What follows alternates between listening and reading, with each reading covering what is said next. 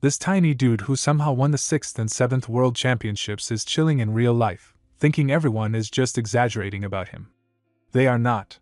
Suddenly, he gets yanked into Valhalla, the literal afterlife for warriors, because apparently dying once wasn't enough. And what does he know about real battles? Nada. His experience is gaming, and the moment he touches a sword, chaos explodes around him like a boss fight on steroids. This guy goes from total noob panic mode to staring down monsters bigger than his apartment, dodging attacks like a caffeinated ninja, and somehow surviving because he remembers a bunch of game mechanics. He unlocks powers, gets blessings from goddesses, meets cute Valkyries, and somehow everyone acts like he's the main character of history itself. And he's trying not to die again. Guys, please smash that like button harder than Lee Tae-ho swings his warrior sword and subscribe if you're new. I need your support more than Tae-ho needs his survival instincts. The scene began in a crowded place where a man loudly announced the arrival of a legendary warrior. He declared that Lee Tae-ho was the main star and the MVP of both the 6th and 7th World Championships. Lee Tae-ho stood there trembling and thought that this was only how others described him. People in the crowd began to whisper. One man felt his name sounded strange while another mocked his clothes and small body. The atmosphere quickly turned tense when a furious man suddenly shouted that Lee Tae-ho was the one who had killed him. Another man laughed and realized the same truth. Lee Tae-ho felt confused and wondered why enemies who once fought on the same battlefield were now standing together. The warriors continued to talk as if it was a joke from the past. One of them proudly said that Lee Tae-ho had reached Valhalla because of him. Another praised their old battle and asked if Lee Tae-ho had died right after it. A warrior then explained that he himself had died later by the hand of a child with braided hair who cried out to his father while stabbing him. The others praised the child named Bjorn and spoke with pride about how well he had been raised and how he had already become a great warrior. As Lee Tae-ho listened to their laughter and memories, he felt shocked and overwhelmed, wondering how he had ended up in such a strange and chaotic place. The scene shifted as if time was rewinding, and Lee Tae-ho remembered the moment clearly. He had been certain that he was about to win the world championship for the 3rd time in a row. A sudden doubt filled his mind as he wondered if he had actually died at that moment, and if this strange place was not a dream at all.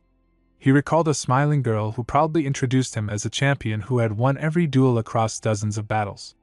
The crowd had cheered loudly, calling him the champion and duel king, praising his small body but impressive skills, and challenging him with excitement. Lee realized that everything had started because of that woman. In his memory, she spoke about a warrior soul that had lost its life after a glorious battle. The words stayed in his mind and made him question again if he was truly dead. She had then asked him to come with her, and when he nervously asked where they were going and if it was hell, she simply held his hand and began to fly. Lee had screamed in shock while she smiled and took him to Valhalla. The scene returned to the present as Lee reflected on Valhalla being the afterlife from Norse mythology, a place only warriors could enter after death. He wondered if she had mistaken him for a real warrior and felt that her confident expression confirmed it. He tried to explain that he was not a warrior but a pro gamer who only played games, not real battles. She misunderstood his words as duels and battles, and before he could ask to be sent back, everything changed. An alarm suddenly rang out as she shouted about an enemy attack and ordered everyone to prepare for battle. Warriors around him quickly grabbed their weapons, and Lee shouted in panic, feeling that the situation was insane. A wolf army rushed toward them, and fierce fighting broke out as the men clashed with the beasts. Lee stood frozen while holding a sword, feeling lost and terrified because he had never held a real weapon before. He wondered what would happen if he died again after already dying once. At that moment, a man shouted at him to duck and smashed his fist into an enemy, releasing a powerful blow that shook the ground like a legendary strike. The man then asked Lee if he did not know about Saga, leaving Lee staring at him in complete confusion. The man explained that coming to Valhalla meant a person had a story that was widely known in life. He told Lee that achievements became strength in this world and that the more famous those achievements were, the stronger a warrior would become. Lee listened with wide eyes and first thought that his life only consisted of eating and playing games. Then a sudden realization struck him and he wondered if the achievements of his game character, the immortal warrior Kalstead, could also count. As that thought formed, mana burst around him and he raised his hand in shock, sensing something awaken inside him. The man noticed the change and said that Lee truly had a saga, explaining that letters of light should appear before his eyes. Lee looked ahead with excitement and realized that although he did not know the language, he could still read it as if his mind was translating the images. He recognized the title Immortal Warrior as belonging to Kalstead and believed that if he could use Kalstead power, he would become the strongest being in this world. His confidence rose quickly until the man shouted at him to look straight ahead. A massive monster suddenly stood before Lee and attacked, throwing him back with a heavy stomp. Lee forced his legs to steady his body and felt confused and frustrated. He believed that Kalstead power should not be this weak and that the Immortal Warrior would have defeated such a monster easily. He began to suspect that something was wrong with the saga itself. At that moment, a strange screen appeared before him showing that his synchronization rate with Kalstead was only 1%. Lee reacted with disbelief and anger, feeling as if this limitation was some kind of cruel joke. The man laughed at Lee's reaction and called him an amusing fellow. He told Lee that his help ended there and explained that the saga was not finished yet. He encouraged Lee to continue crafting his own story through survival. Finally, the man introduced himself as Bjorn and told Lee to stay alive so they could meet again, before leaving him to face his fate in Valhalla. Lee focused on the fact that he only had 1% of Kalstead power, yet he believed that even this small portion was more than enough. He rushed forward toward his enemies while imagining Kalstead as a superhuman who once faced hundreds of soldiers alone. His heart filled with excitement as he dreamed of a future legend that would combine his own name with Kalstead. A monster swung its weapon and sent Lee sliding backward, but the battle did not stop. An announcer's voice echoed across the field, praising a fierce storm that swept through the enemy and calling it the power of Lee Taeho Kalstead. In the heat of combat, Lee activated a magic technique known as the Charge of a Warrior, which moved like a raging storm. He fell to the ground afterward and quickly realized that recalling an achievement created a new saga. He understood that this ability boosted his movement speed and felt confident that with such saga abilities, he would survive in Valhalla. After the battle ended, time passed and the scene shifted to a bar where warriors laughed loudly and celebrated their survival. One of them raised a toast while another claimed that the battle had only been a warm-up. Lee sat there eating and wondered if this place was the night banquet he had heard about. He noticed that only alcohol and meat were served, and although he was starving, he felt uneasy about it.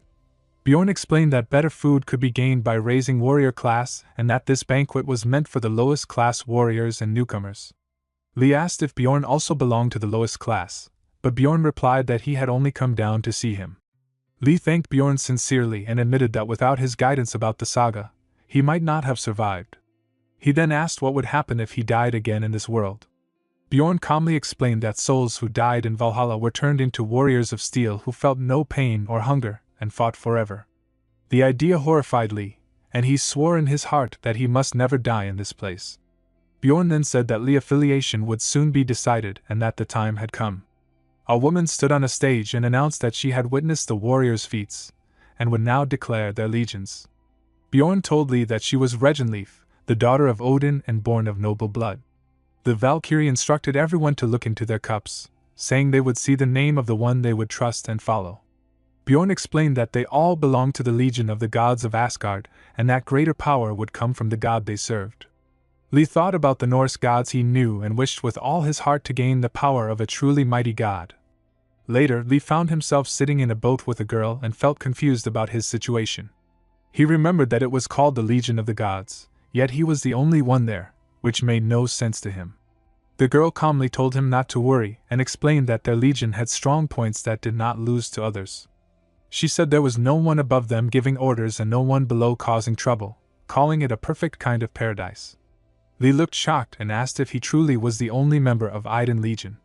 His thoughts drifted back to when he had asked Bjorn about Iden, a name he did not recognize, and Bjorn had simply told him to stay strong with an unclear expression that still bothered Lee.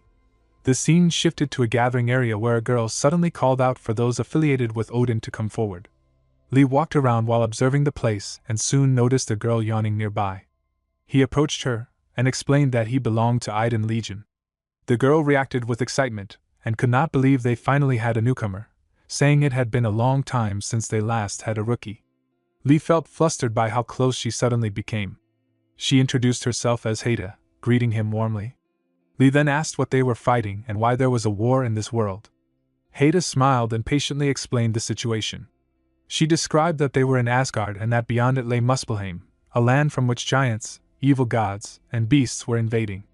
When Lee asked about a red area he noticed, she told him it was a place called Aaron that had already fallen. She explained that they were now standing on the front line, fighting enemies who aimed to destroy the world itself. Lee asked if this great conflict was called Ragnarok, and Haida confirmed it. She explained that they were taking part in Ragnarok, battling for the fate of the world, not only to save it in a grand sense but also simply to survive. Lee felt surprised as he realized that traveling between different worlds was possible and began to wonder if that meant he could one day return to the world he originally came from. Soon after, Haida told him that they had arrived at the goddess temple and explained that since they were her warriors, they should offer their respects. Lee asked in disbelief if they were truly going to see the goddess, and Haida explained that they would not meet her directly but from a distance, as the goddess resided in a higher place. She instructed Lee to stand on the altar and drop the item she handed him. Lee stared in surprise at the golden apple in his hand, and as he released it, a golden tree formed beneath his feet. At that moment, the voice of the goddess Idun called out to him, addressing him as her warrior and inviting him closer. Overwhelmed, Lee knelt without thinking, feeling respect flow naturally through his body. The goddess declared herself as Idun and bestowed her blessing upon him, promising to shield his body from the danger of death. With that, she granted him the sigil of life. A powerful energy surged through Lee, and he shouted in shock and joy as he felt his long-standing pains vanish. His chronic back pain, carpal tunnel from gaming, stiff neck, and digestion problems all disappeared at once, leaving him feeling completely renewed. The goddess calmly told him that she looked forward to his future contributions before her presence faded. Haida excitedly explained that he had received Idun's blessing and that Idun was the goddess of eternal youth and long life. She told him that even though he might feel terrible pain on the battlefield, truly dying would be almost impossible with the blessing of life, and that the power would only grow stronger as he did. She laughed and added that this was why their legion was known as the Zombie Legion. Lee then asked if he would be able to return to his original world once all the enemies were defeated. He thought to himself that he sounded cool just now and imagined Haida being impressed. Haida seemed to notice his thoughts and found them cute before answering honestly. She said that if the war ended and they won, he would be allowed to return if he wished. Lee firmly decided that he had to go back one day, as staying in such a dangerous place forever held no joy for him. Still, as he held Haida's hand and felt its warmth, he blushed and admitted to himself that for now, there might be some enjoyment in this strange world. Lee entered the house feeling tired from the day. Haida warmly welcomed him and said that he had worked hard and arrived just in time. She told him to open his mouth and fed him without warning, causing him to blush in surprise. The moment he bit down, he realized the meat was so tough it felt like chewing leather shoes, and the shock quickly snapped him out of his foolish thoughts. Haida noticed his reaction and asked if he was okay, admitting that the meat was a bit tough. She encouraged him by saying that if they worked hard and raised his class, his treatment would improve, including better food and lodging. Her words motivated Lee to endure and keep going. Later, as they walked together, Haida calmly summarized how things worked in this world. She explained that every time an enemy was defeated, something called a rune was gained. Lee remembered the strange red energy he had felt being absorbed into his body during battle and realized he likely already had several runes. He confirmed his understanding that these runes could be invested into abilities to become stronger. Haida agreed and explained the basic attributes such as strength, stamina, and agility, then went on to describe mana and willpower. She told him that mana enhanced magic power and magic defense, while willpower improved concentration and mental defense. Lee accepted this explanation for now and asked if sagas could also be strengthened through mana. Haida explained that sagas were special and could not be strengthened by simply increasing stats. She told him that the more people who knew the story and the stronger his belief in it, the more powerful the saga would become. She explained that stories could grow beyond reality, turning simple feats into grand legends. She added that lower-class warriors usually had simple sagas focused on becoming stronger or faster, which were impressive but still incomplete. True sagas were the realization of legends. Lee felt his resolve strengthen as he thought about the legend of the Dragon Knight Kalstead and the story he would one day create. A bell suddenly rang, and Haida told him that it meant in order to head into battle. Lee was surprised by how fast it was, and a portal soon opened before them.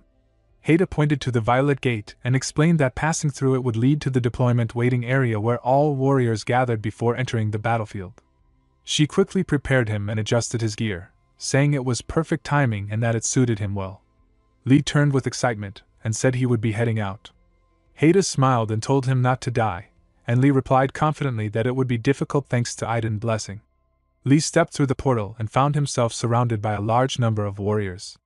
He was surprised by the scale and wondered if this was some kind of major battle. Suddenly, someone slapped him on the back, and he recognized Bjorn, who greeted him warmly and said he looked much better now. Bjorn joked about Valkyries always being beautiful and told Lee to hurry and find his legion, explaining that today's battle would have a commander. Other warriors asked if Lee was from Aiden's legion and pointed out that it was strange for him to be standing alone. They told him to move to the back, and Lee quietly nodded and complied. Soon, a powerful man introduced himself as Ragnar of the Heimdall Legion and declared that he would lead them in today's battle. He explained that their goal was to reclaim territory lost to the Gnolls and that they would be deployed directly into the middle of the battlefield. Ragnar loudly declared that he would always lead from the front and told everyone to follow his back. The warriors cheered his confidence, praising him as a dependable leader. Lee tried to look ahead but muttered that he could not see anything through the crowd. Later, the group marched through a snowy landscape when someone shouted that reinforcements were coming and urged everyone to push forward. At that moment, they spotted a massive wolf-like figure standing on a mountain peak, holding a hammer. Shock spread through the warriors as they stared at the creature. The beast suddenly leapt down, smashing into the ground and sending men flying everywhere. It was soon clear that this was the enemy leader known as White Fang. The warriors gathered themselves and commented on how intense and enormous the boss was, noting that it was several times larger than the others. Ragnar shouted for everyone to advance and charge, and the warriors rushed forward together. However, White Fang swung its hammer and easily scattered them again. The massive creature then stood directly in front of Lee, blocking his path. As fear and confusion filled his mind, Lee wondered who had been foolish enough to open a portal in such a dangerous place. Lee forced himself to calm down and treated the situation like facing a boss in a game. He focused on the huge hammer, knowing his small shield could never block it. He remembered his runes and decided to put everything into agility, trusting his instincts. When White Fang slammed the hammer down, Lee narrowly dodged as the shockwaves sent other warriors flying and dust filled the air. Lee realized that only dodging would not be enough and considered attacking the legs. Ragnar shouted the same order, telling everyone to aim for the legs and stop the enemy that way. Lee chose a different approach and recalled the warrior charge that moved like a storm. He leapt high into the air, barely avoiding White Fang's hammer again. In that moment, Lee made a promise to himself that he would survive no matter what because he wanted to see Haida again. He remembered her advice that drawing out the power of a saga and making it stronger depended entirely on him. As fear tried to overwhelm him, he stopped himself from giving in to thoughts of death and focused instead on pushing his saga beyond its limits. He wondered if the ability that once only boosted speed could be raised further, even allowing him to kick off the air itself and jump higher. With that belief, Lee leapt again and pushed his body past its limit. He landed on White Fang and slashed at its mouth before crashing back to the ground. Blood poured from the monster's eyes as it roared in pain. Lee lay there wounded and muttered that he had almost died, wondering if Aiden's blessing had saved him. He forced himself back to his feet and realized this was his only chance to finish the fight. He summoned the warrior's sword and struck White Fang again and again with everything he had left. The scene then shifted as the battle came to an end and Raskrid calmly stated that it looked like they had won. She reported as the Valkyrie Raskrid to Odin. Odin replied through a crow, explaining that she was reporting to the raven Hugin instead. He asked if any warrior had caught her eye and casually remarked that they were only the lowest-ranked warriors. Raskrid answered that there was one among them who had stood out from the rest. The scene shifted back to the battlefield as warriors shouted in victory and praised Odin for their triumph. Lee stood on White Fang's fallen body and listened to the cheers, feeling a strange sense of familiarity. It reminded him of moments from his old game where rare weapons once felt special before becoming common, and he realized this might be his current position in Valhalla. Even so, he wanted to keep hearing those cheers and grow even stronger. He dreamed of becoming a warlord and rising to be the greatest warrior Valhalla had ever seen. Bjorn approached and praised Lee for his amazing performance in battle. Lee jokingly wondered if that moment had been meant as a dramatic final scene. Bjorn commented that Lee had clearly improved in using his saga, and Lee humbly credited both Bjorn and Haida for his growth. Bjorn was especially impressed by Lee's ability to summon a sword from thin air. Lee admitted that it was new for him as well and explained that he could now create and dismiss the weapon whenever he wished. Bjorn then reminded him that the mission was not over yet, as they still had to reclaim the fortress, and would remain stationed there until it was secured. Later that night in the camp, Lee lay on his bed and reflected on how long and exhausting the day had been, amazed that everything had happened within a single day. He wondered how much stronger he had truly become, and opened his status window to check his progress. He saw that his saga as the Immortal Warrior had a much higher synchronization rate, along with an extra saga slot and a growing number of runes. A smile spread across his face as he realized his sync rate had increased and that he might now be able to use 2 sagas at the same time. As he enjoyed this thought, a man entered the tent and informed him that he had a visitor. Lee noticed the strange smirk on the man's face and felt confused by the looks others were giving him. His confusion turned into embarrassment when he heard Haida call his name, causing him to blush as he wondered what was about to happen next. Haida was crying and apologizing, feeling overwhelmed by what she was witnessing. 5 minutes earlier, she had asked Taeho to show all the achievements he had accomplished in life, and Lee questioned if he could actually show them to others. Taeho told her that if she decided to, she could see them. When the achievements appeared, she was shocked to see a long list of incredible feats. Taeho had defeated the Orc Warlord Graxia, the Ogre Lord Gandalf, and the Blue Trinity Troll brothers, and repelled the Frost Dragon Legion among many other accomplishments. Returning to the present, Haida continued crying and admitted that she had no idea she was in the presence of such greatness, and felt ashamed for showing off in front of a master. Taeho told her to calm down, and thought that she looked cute while flustered, and then explained that all of those achievements were in a virtual world. Haida tried to understand and acknowledged that it was still impressive because he had done it all himself. Taeho reflected that esports counted as sports, and that getting a military exemption for it was strange, and he felt comforted by the experience in the afterlife. Haida then explained that there was no limit on how many sagas one could have, but at Taeho's current level, creating another saga soon might prevent him from making more for a while, so he had to choose carefully. Taeho opened the screen window and thought about which saga he should create, realizing he needed an ability rather than an attack skill. He decided on the Dragon Eye, which allowed him to see everything about his opponents, all the details just like he could in the game. Haida found it creepy and asked if he had decided, and Taeho confirmed that this saga would give him the ability to see through everything. Haida shouted at Taeho, worried about him and asking if he was alright, saying that he had really scared her as if his head was going to explode. Taeho told her that he was fine but admitted that he had almost died. Haida said it was almost time for her to leave and expressed that she now understood how amazing he was and that he was going to become ridiculously strong. She hugged him and said he was like a lucky charm joining their Iden Legion, which made his eyes widen. Shortly after Haida left, a man entered the camp looking for Taeho and introduced himself as Ralph from the Ulla Legion, a warrior from the Siri division joining the Ragnall division. He explained that everyone was gathering at their division's base, and he was there to fetch Taeho. Lee thought about Ralph's real name and decided to turn off his X-ray vision for now. Later, while walking, Ralph expressed that he was seriously jealous and impressed that a Valkyrie had visited Taeho, saying it seemed so cool and that he would brag about it forever if it happened to him. Lee thought that it was like a celebrity visiting and asked Ralph about the blessing of the Ulla Legion.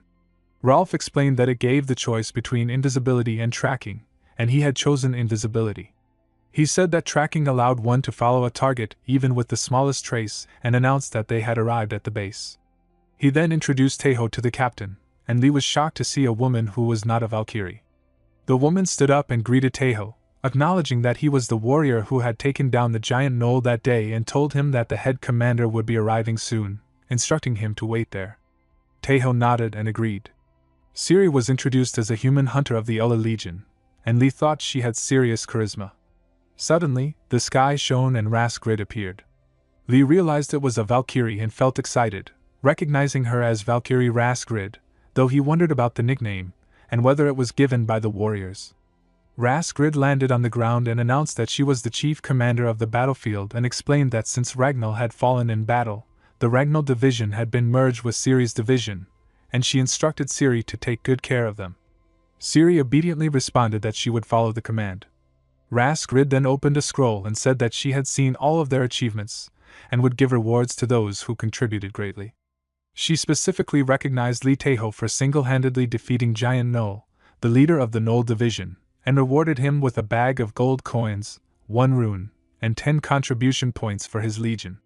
Lee thought that he could not smile yet but realized he was becoming famous, and people around them shouted in excitement, amazed that he had even received a visit from a Valkyrie.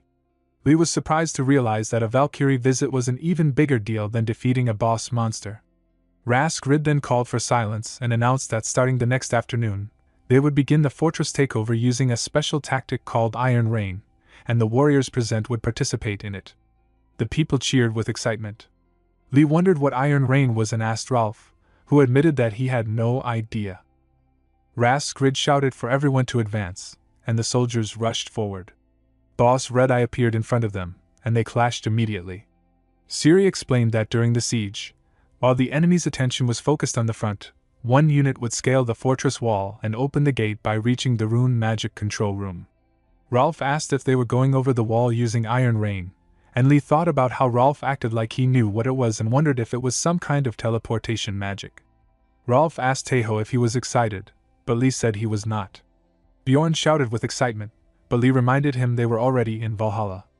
A man announced they were ready to launch, and Lee closed his eyes as they were shot toward the castle along with many drums. When their drums landed inside the castle, one of the men accidentally bit his tongue, and Lee thought that somehow he had managed not to die. Siri shouted for everyone to prepare for battle as giant bugs surrounded them. One man exclaimed that there were so many, and Lee noticed that the bugs moved in groups of 5, realizing that if they killed the one acting like the leader, the rest would become useless. Rolf said that since all the bugs looked the same, they would have to rely on luck, but Lee thought that using Dragon's Eye would allow him to see each bug's name. Siri said she could not tell them apart, and Lee told her he had a saga. Siri rushed forward and instructed him to point out the leader with his finger, while everyone focused on the one she was attacking. Lee nodded and pointed at the giant bug, which they killed, and then he pointed at the others one by one until they were all defeated. Siri said the bugs were swarming again and told Rolf to assemble a separate unit to leave for the control room while she and her team handled the swarm. Rolf understood and told Lee to stay close to him, using a magic technique called stealth movement. As they moved, Rolf explained that he knew the map in his head and that there was a hidden door connected to the control room, an emergency passage. Lee thought about the many spider webs around them and realized the passage had not been used for a very long time. Rolf warned everyone to watch their step as they walked, and they all nodded in agreement. Suddenly, Lee shouted and pointed toward the roof, alerting Rolf about an unnamed soldier. Rolf realized it was a huge wolf spider that must have been hungry, and said it was too late to save him. Lee then noticed that there were more spiders and stayed calm, thinking about their weakness. He saw that their specialty was paralysis venom, and their weakness was fire. He summoned his Saga Warrior's sword, which surprised Rolf. Lee activated the sword's effect, surrounding it with fire, and the blast shook the ground. He shouted to move forward while they had the chance. Bjorn asked about the sword, and Rolf questioned if Lee was a mage. Lee said he could make another sword and guided them toward a door, shouting for everyone to get in quickly. Once Bjorn entered, Lee told Rolf to close the door. Lee sat on the ground to catch his breath, and the others did the same. Looking around, Lee asked if this was the control room, and Rolf explained that it was the emergency control room, the second hidden control room of the fortress. Lee thought that was why the path had been so difficult, and realized that since it was hidden, there were no guards. Rolf said they needed to hurry and open the fort gate quickly to minimize their allies' casualties. The system confirmed the emergency authorization key, and a glowing fortress appeared, introducing itself as Black Fortress and asking for a command. Rolf ordered it to open the gate, and the fortress complied, but spiders rushed in through the entrance. Rolf shouted that it was the wrong gate and meant the fortress gate. Later, Rolf said the mission was accomplished for now and that they just needed to defend the control room until their forces captured the fortress. He suggested they could talk while waiting, but the fortress suddenly announced that an intruder was approaching the control room and to prepare for combat. Lee was surprised that the intruder had come through the thick iron door. Rolf realized that a horde of spiders outside had been taken out and that the intruder was Red-Eye. Red-Eye shouted angrily and threatened to tear them all to shreds. Everyone panicked and rushed forward, but Red-Eye swung his weapon and threw Bjorn into the wall. Red-Eye wondered where the tiny one was, and Lee appeared above him and kicked his face, pushing him back. Red-Eye slammed Lee onto the ground, shaking the earth, and Rolf looked on in shock. Li felt a strange warmth spread through his body and thought that this must be what death felt like, realizing that this time he was truly about to die. Suddenly, Rolf fired flames toward Red Eye, and the blast shook the ground. Rolf shouted for everyone to get themselves together, and called out to Taeho and another soldier. Red Eye turned his rage toward Rolf and threatened to kill him, but then hesitated, unsure whether to kill the annoying archer first or finish off the one he had already crushed. Noticing this moment of doubt, Li pretended to be dead. Red Eye decided that Li would be the first to die, while Rolf prepared his arrows and decided to take the risk. Li endured the pain, thinking that it hurt badly but that he was still alive, and suddenly rushed forward. He slammed into Red Eye, knocking him down and surprising him. As Red Eye fell to the ground, Rolf urged Li to finish it quickly. Li gathered his mana and apologized in his heart as a fellow male before summoning his Saga Warrior's sword, which transformed into a huge hammer. He then brought the hammer down with full force on Red Eye, sending dust flying across the ground. Li thought about the siege of the Black Fortress, and realized it had ended in victory for the warriors of Valhalla. He remembered that the last boss of the Knoll Legion, Frostmane, had fallen at the hands of a warrior named Braki from Thor's Legion. Raskrid, observing him, seemed more interested in Li Taeho than in Braki.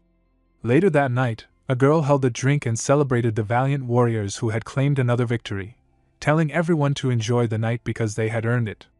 Rolf asked Li if his body was alright, and Li admitted that he honestly felt like he was going to die.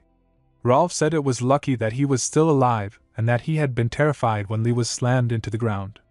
Siri then joined them, holding a drink, and praised the detached squad for their substantial contribution that day, offering them a drink. Rolf said it was an honor and that he had always wanted to drink with her. Other men eagerly asked for a drink as well, and Siri smiled and toasted for Valhalla. Everyone shouted in excitement, and Li thought while drinking that he had expected her to be cold, but she could show that kind of expression too. The scene shifted to the Black Fortress Citadel, where a noisy party was still going on. Li felt annoyed and wondered when it would finally end. A drunk man shouted loudly and caused trouble, while others panicked and tried to stop him before something dangerous happened. Raskrid called out to Li and told him he had a visitor even though it was very late. Li was surprised but agreed to move quickly. Haida greeted him calmly, and Li decided to leave with her at once. Behind them, the drunken men kept shouting and laughing, asking to continue drinking. Raskrid stopped them firmly, and reminded everyone that Siri unit had a special mission the next day and they needed rest. The next morning, when Li stepped forward, the men teased him and said he looked tired. They joked loudly and hinted that he had spent the night alone with the Valkyrie. Li apologized and said he was told to keep it a secret, which only made them tease him more. He blushed and denied that anything had happened. At that moment, Siri raised her voice and ordered everyone to listen. She announced a special mission and explained that their target was the dwarf mine east of the Black Fortress. She said the gnolls had taken the fortress, the dwarves had sealed the mine, and no news had come from them since. Their mission was to go there directly and check the situation. Li reacted with surprise at the mention of dwarves. Rolf laughed and talked about dwarves loving beer, saying he might get a drink after a long time. Rolf loudly claimed that dwarves were the manliest of men and even their women had beards. Siri cut him off and said the briefing was not over yet. She explained that the dwarf mine was far from the Black Fortress, so to reduce travel time, the Black Lightning had been prepared as their transport. Li reacted calmly and thought that he had expected this. Later, the scene shifted to a quiet room where Haida sat on a bed and told Li to keep everything they talked about a secret. She said she had something to give him, which made Li blush. She offered him a golden apple necklace and explained that wearing it increased recovery speed. She also gave him a fragment of a golden apple, saying it could heal wounds, remove poison, lift curses, and even help with beauty. She ended by wishing Aiden's blessing to be with him. In the present, Li woke up on snowy ground and slowly stood up. He wondered if he was actually alive and thought he never expected anything normal, but being launched in a coffin was beyond his imagination. He turned his head and saw his companions lying nearby and worried that they might all be dead. He then looked at his necklace and thought that it might be the reason he was the only one unharmed. A few moments later, the group gathered in front of a large door. Someone noticed that the door was already open and suspected they had been tricked. Siri ordered everyone to move inside. As they entered, the group felt uneasy because it was extremely dark. Siri explained that dwarves dislike sunlight and mentioned rumors about them turning to stone under direct sun, then joked that if they drank blood they would be vampires instead. She announced their presence as warriors from Valhalla sent by Valkyrie Raskrid. Lee activated his eye skill and was shocked when he sensed many red names around them. The group realized they were surrounded and quickly formed a shield wall. Arrows rained down on them, but the shields held as the warriors endured the pain. Siri asked Lee if he could identify the enemy through the gap, and Lee confirmed that he could. A large zombie suddenly appeared before them, causing Rolf to shout in disbelief about dwarves turning into zombies. Siri told him to listen carefully, and Lee came to the terrifying conclusion that this might mean all the dwarves were already dead. A terrifying enemy appeared before Lee and his group, stopping everyone in place. The boss warned them not to move and threatened to take their heads if they resisted.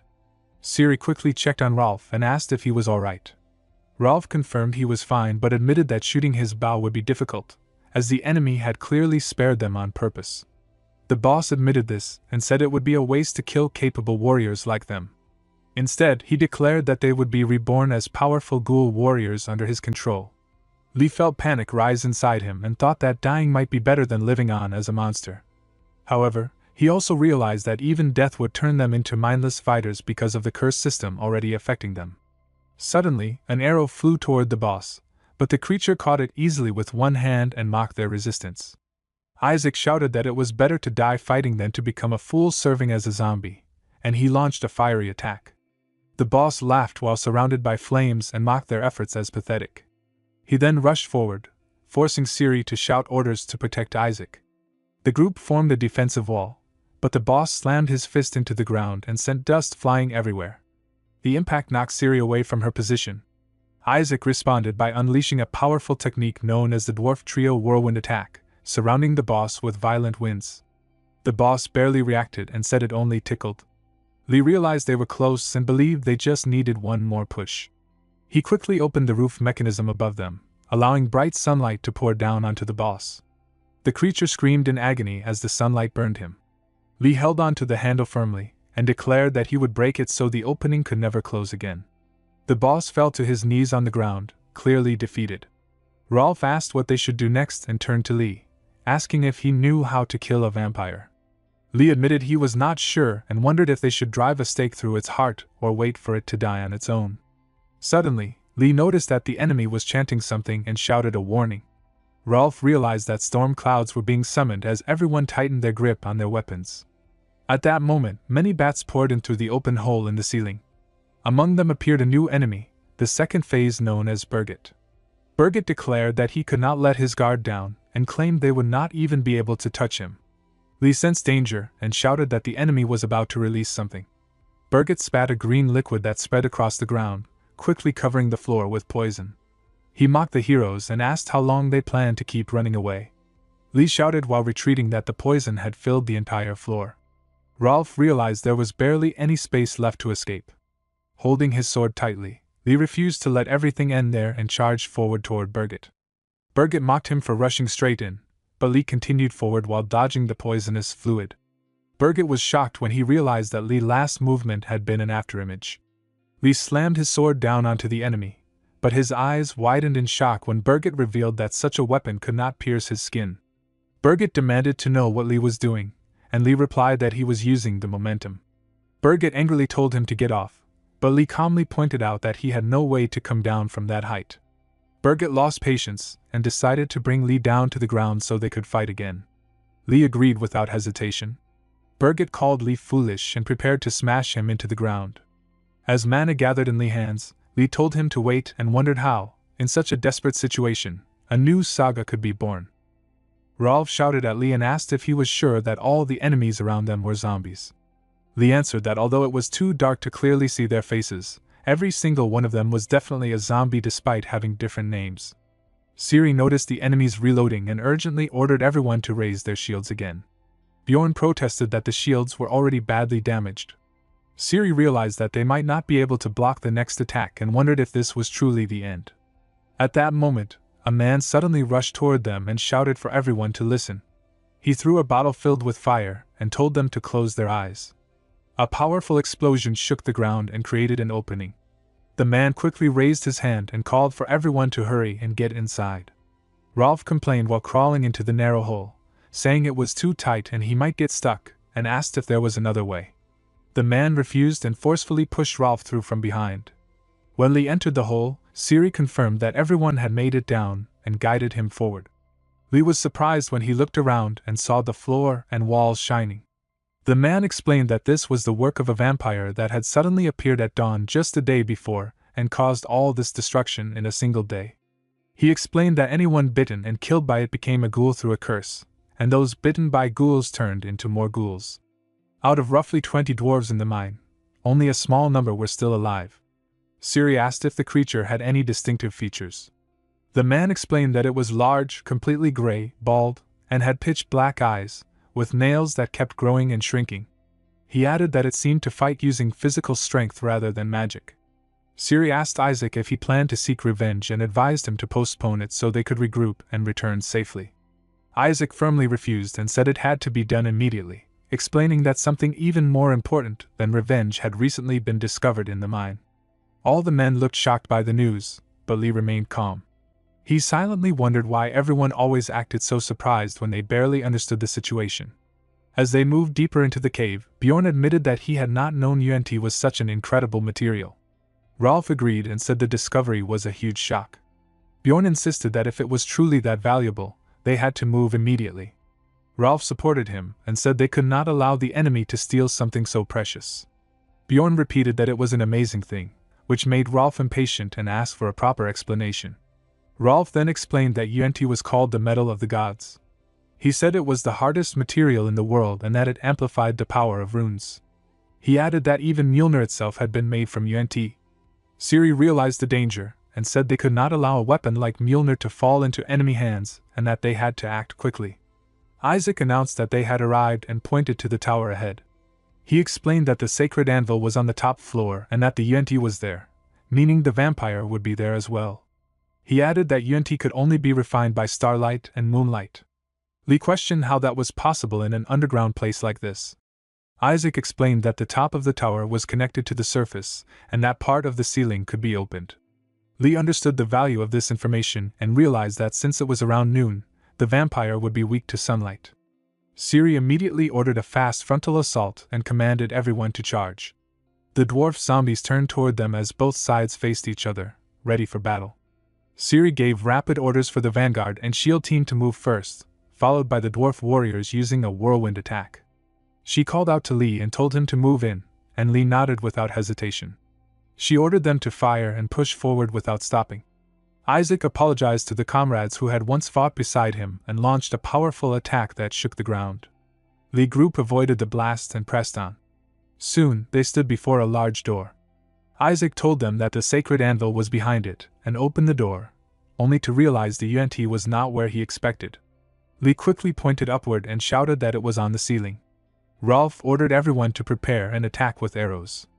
Lee observed the enemy and thought that compared to a giant gnoll, its size was smaller, yet an ominous presence flowed from it. Before them stood the boss Stragos, who spoke confidently and claimed the treasure as his own. Lee's eyes widened as he faced the powerful enemy. The rat-like boss shouted angrily and demanded to know what Lee was doing, telling him to stop playing around.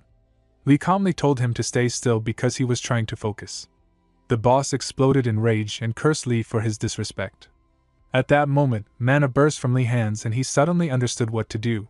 He realized he was using the ability of the Dragon Knight Kalstead, the master of flying creatures whose mounts had included griffins, wyverns, and even dragons. With a confident smile, Lee decided to guide their descent slowly. As they reached the ground, Isaac commented that the creature looked strangely cute. Lee landed safely and casually spoke to the transformed creature as if calming it down. Rolf asked what they should do next, while Siri hugged the owl-like form and said it was cute. This only enraged the boss further, as he screamed that he would never forgive them and vowed to tear Lee apart. Rolf suddenly realized the control was breaking, and Siri immediately ordered everyone to prepare for battle. Lee understood that the saga was incomplete and that he could not maintain control for long.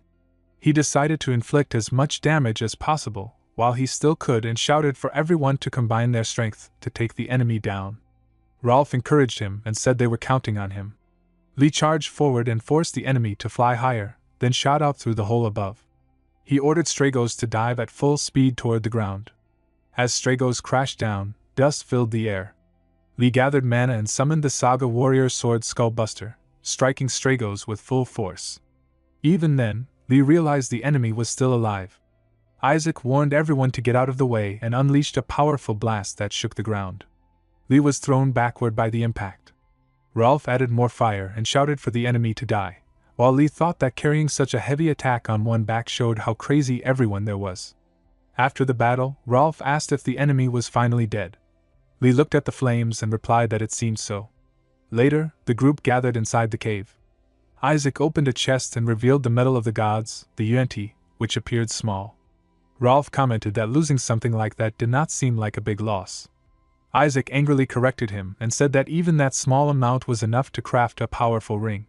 Rolf commented that Isaac had first said the metal could be used to make something like Mjolnir, and suggested they just move on. Isaac replied that he would leave the honor of smelting the Yuan-ti to the craftsmen of Valhalla. He explained that in their current situation they had neither the time to refine it nor the means to protect it properly. Ciri accepted his decision and assured him that they would make sure it was delivered safely. Rolf then casually asked if they were going to eat and drink now. Isaac laughed and happily said that of course they would, promising a whole barrel of ale to properly treat their saviors. Everyone cheered with joy and shouted about dwarf beer and manly celebrations. Ciri immediately shut the idea down and reminded them that they did not have time and needed to return quickly. Isaac sighed and said it could not be helped, but insisted they could not send their saviors away empty-handed and told them to follow him. They opened a door and stepped outside, and Lee stood still in amazement as he realized he was looking at the legendary dwarf armory. The group shouted in excitement while holding the equipment, praising the dwarf weapons and armor as true masterpieces. Isaac urged Lee not to just stand there, and told him to pick something for himself. Lee agreed and decided to examine the items with the dragon eye. He quickly realized there was a grading system and felt that he had found something special. Later, the group gathered again on the ground as the dwarves sincerely thanked them for avenging their fallen brothers. Isaac praised Lee and said he had an excellent eye for equipment.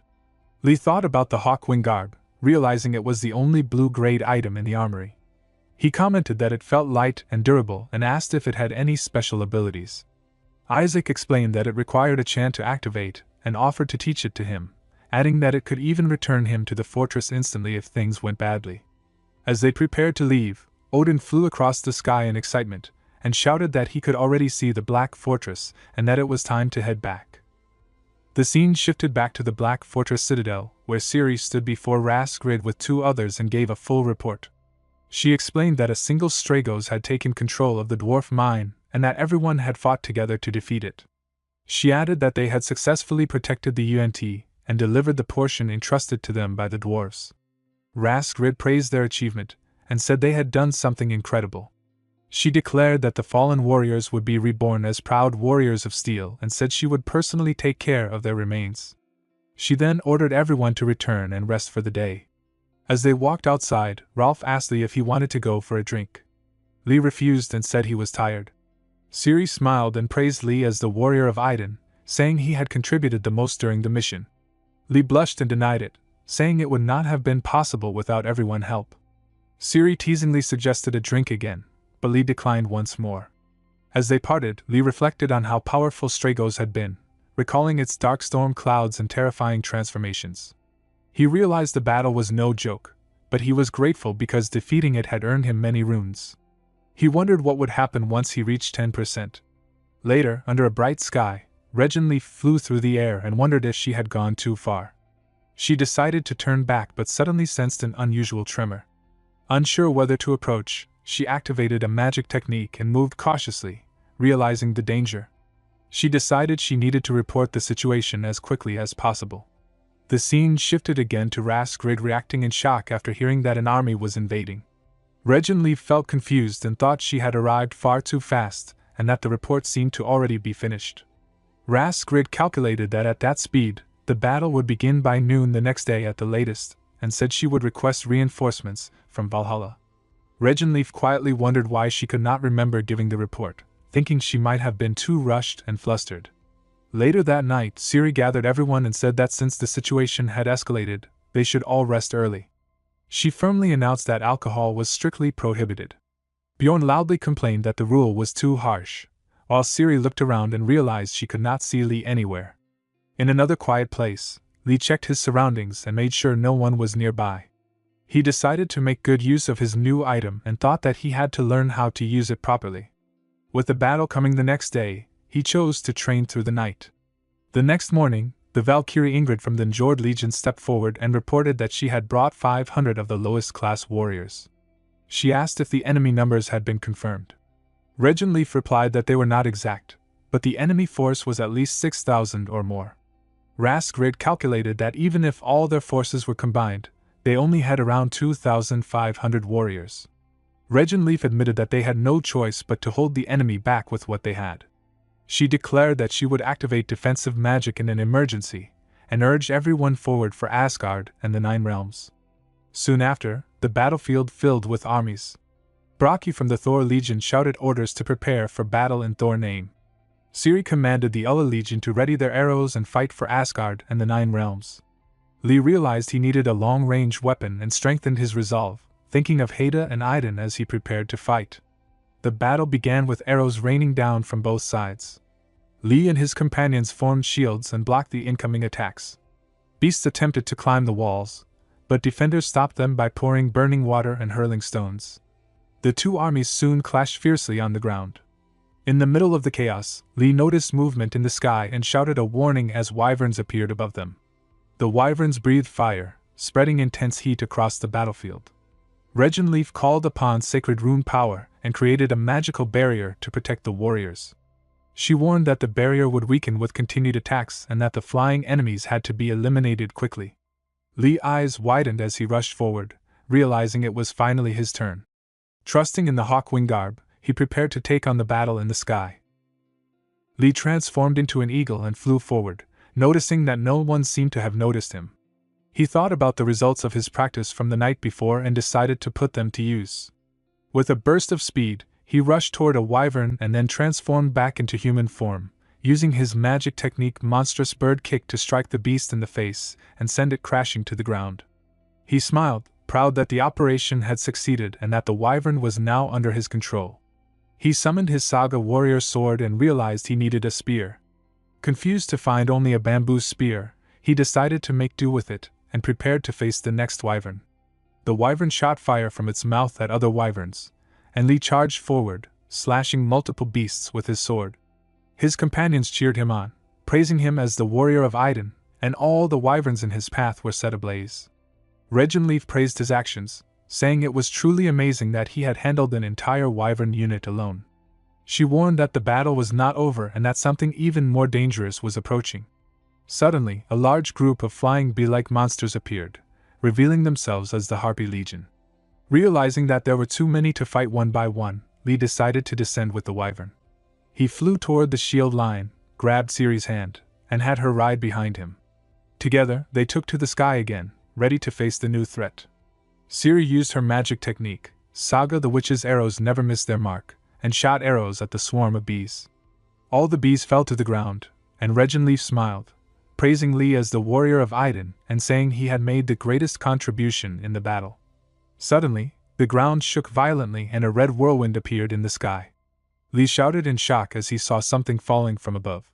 Both he and Ciri were stunned when they realized it was a gigantic black lightning and an enormous monster descending toward them. Lee could not believe its size and wondered aloud what it was. The monster revealed itself as a giant gut warrior from Utgard Loki, a boss-level giant named Hoot. One of the men shouted in fear at how enormous it was and questioned how they could possibly defeat it. The giant's eyes glowed bright blue, adding to its terrifying presence. Ciri urged Lee to hurry and retreat, telling him to drop her near Rolf. Lee nodded in agreement. Regenleaf raised her hands and called upon Odin, activating the sacred power of the runes. As the giant attacked, its immense pressure shook the ground and caused cracks in the magical barrier protecting them. Raskrid quickly raised her hands and said they needed to restore the barrier while checking if Regenleaf was all right. Regenleaf admitted that at this rate, they could only withstand a few more hits. Raskrid realized that the lowest class warriors were not enough to face an enemy of this magnitude, and wished she could unleash the true power of the Valkyrie to fight such a formidable foe. Raskrid shouted to Odin that they were not suited to face the enemy with only the lowest class warriors and begged for permission to unleash their combat seals. Odin refused and reminded them that this was only a test and that Valhalla needed strong warriors above all. Bragi rallied the troops, shouting for the warriors of the gods. The men cheered with joy as Bragi leaped high and slammed his weapon onto the giant's face, but the giant easily brushed him aside. Lee worried about what to do next. Ciri told him that she and Rolf would create an opening and that he should fly in and attack when the moment came. Lee noticed that Bragi had already created a weak spot on the giant's head and realized they could use it to their advantage. He shouted that they should go once more. Ciri explained that they would use the siege ballista and activate both of their sagas at the same time. Rolf was surprised by the plan, and Lee positioned himself, waiting for the right moment. The giant raised its massive hand and slammed it toward Lee, who managed to dodge just in time and fell to the ground, raising a cloud of dust. Raskrid stepped forward and called Lee Idun's warrior, saying she would leave the battle to him and that he was their only hope. Wounded and exhausted, Lee thought about how sleepy he was and wondered if he was really going to die this time. In a brief moment of delirium, he remembered a dream where the battlefield looked like his newlywed apartment with Haida. He recalled her voice urging him to hurry and eat, grounding him back to reality. Lee remembered the golden apple pieces from his imagination, and Haida offered to feed them to him with a smile. He blushed but ate them, and she praised him as a good boy. Back in the present, Lee clenched his teeth as the sky shone brightly. Raskrid noticed the light, and realized that even a mere lowest-class warrior was now wielding the power of a god. Aura burst around Lee, healing all his wounds and filling him with a surge of strength. He widened his eyes when he saw the beasts surrounding him and threw them all away, shouting in his mind, "Long live Haida and Idun." Rolf called out to check if Lee was alright, and Lee quickly responded, also acknowledging Captain Ciri. Ciri confirmed that they were ready on their side and asked if he could do it again, but Lee realized he had no ride. Raskrid told him not to worry and offered herself as his mount, surprising him and making him flush. As a man attacked the giant shouting at it to die, Lee, still embarrassed, repeated that he could not believe he was riding Raskrid. Suddenly, energy burst in front of him, and a dragon appeared. Raskrid transformed into the dragon and explained that she now understood why Odin had forbidden their direct intervention.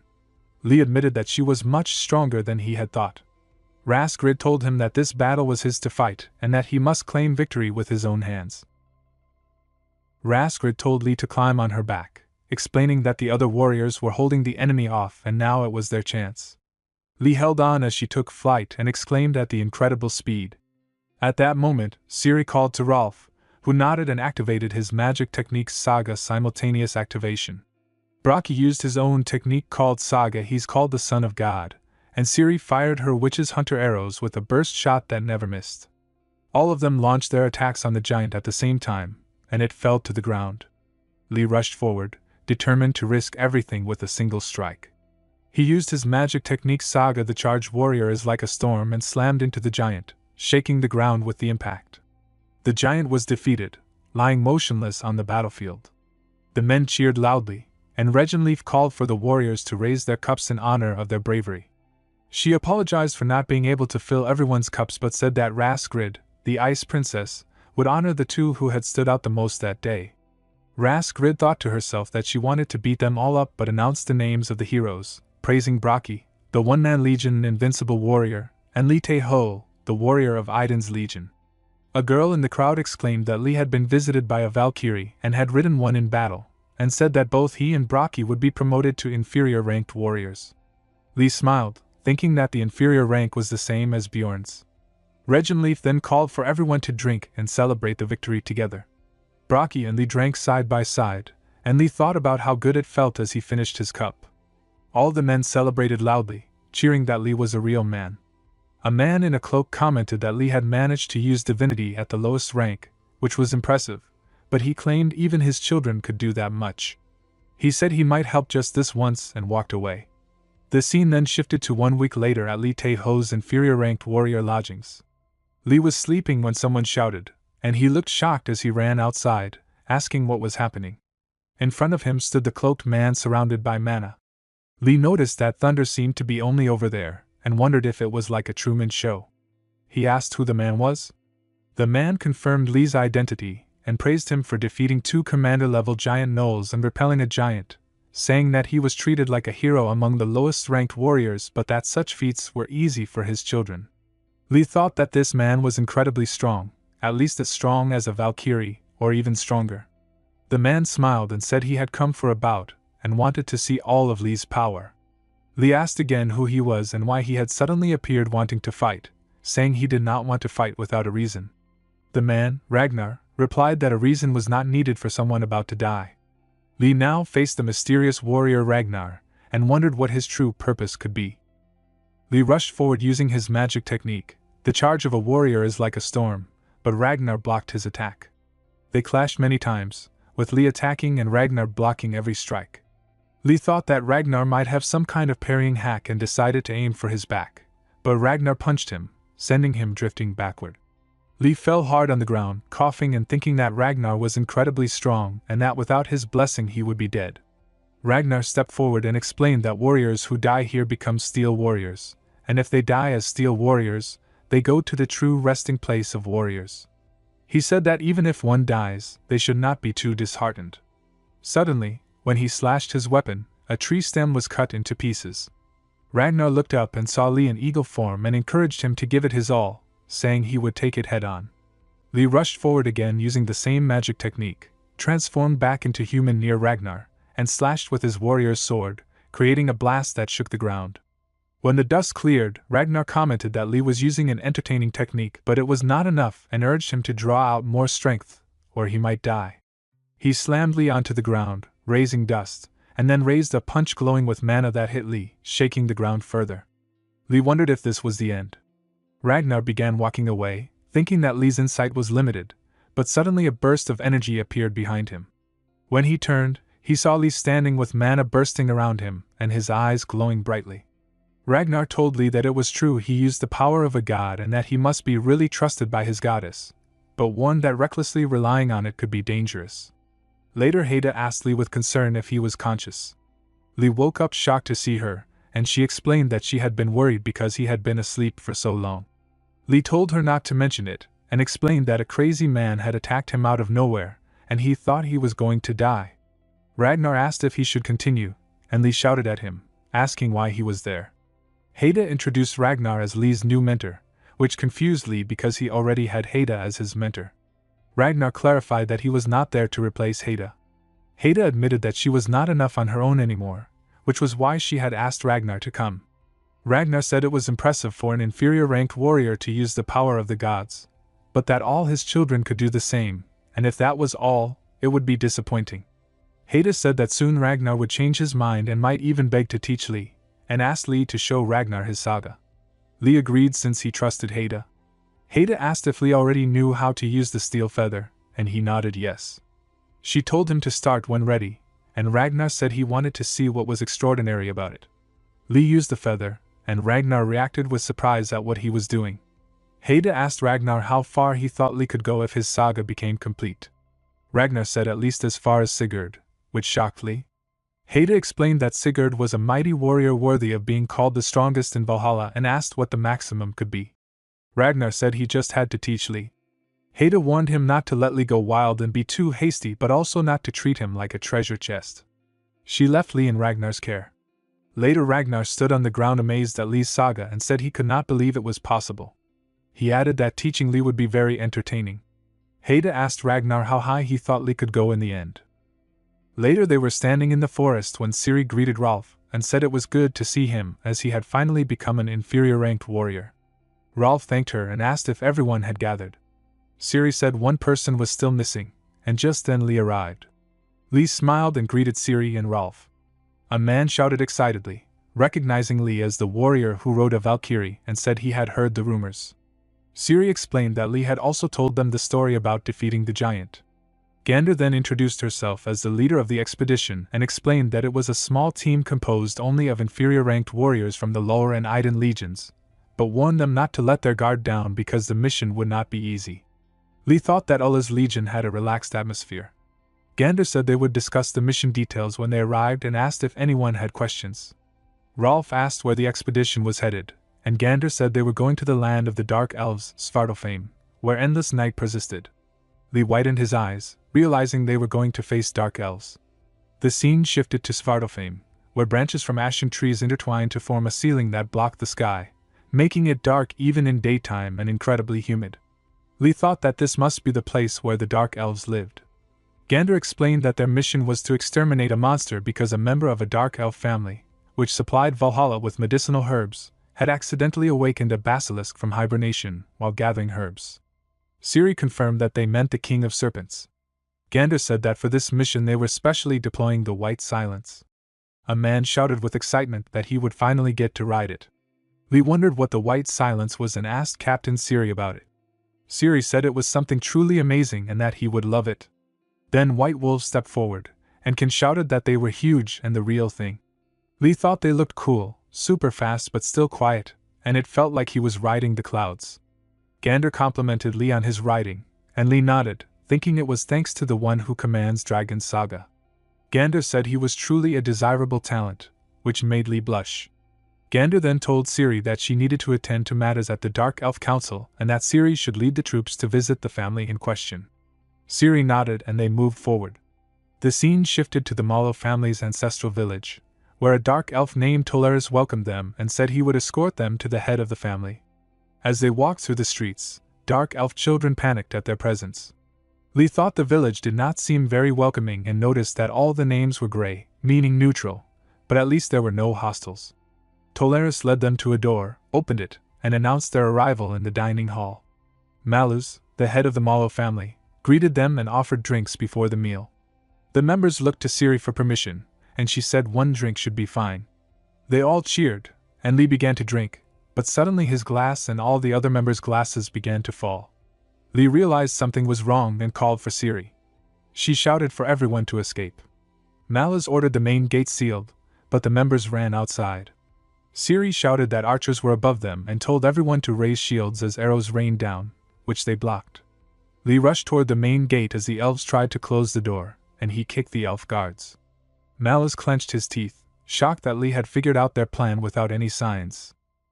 Siri and her companions were running through the land when Malus noticed the White Silence and shouted in panic, ordering his men to mount up and fire before the enemies could escape.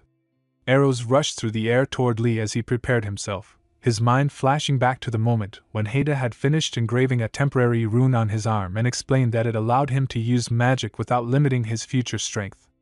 In the present moment, power gathered in Lee's hands and shocked the elves who saw it, while Malus screamed at his soldiers for standing still and demanded pursuit. Despite his anger, Lee and his team managed to escape, leaving Malus behind as he muttered in frustration about how he would explain the failure. Later, deep inside the forest, Siri slowed their pace slightly and wondered if the area was safe.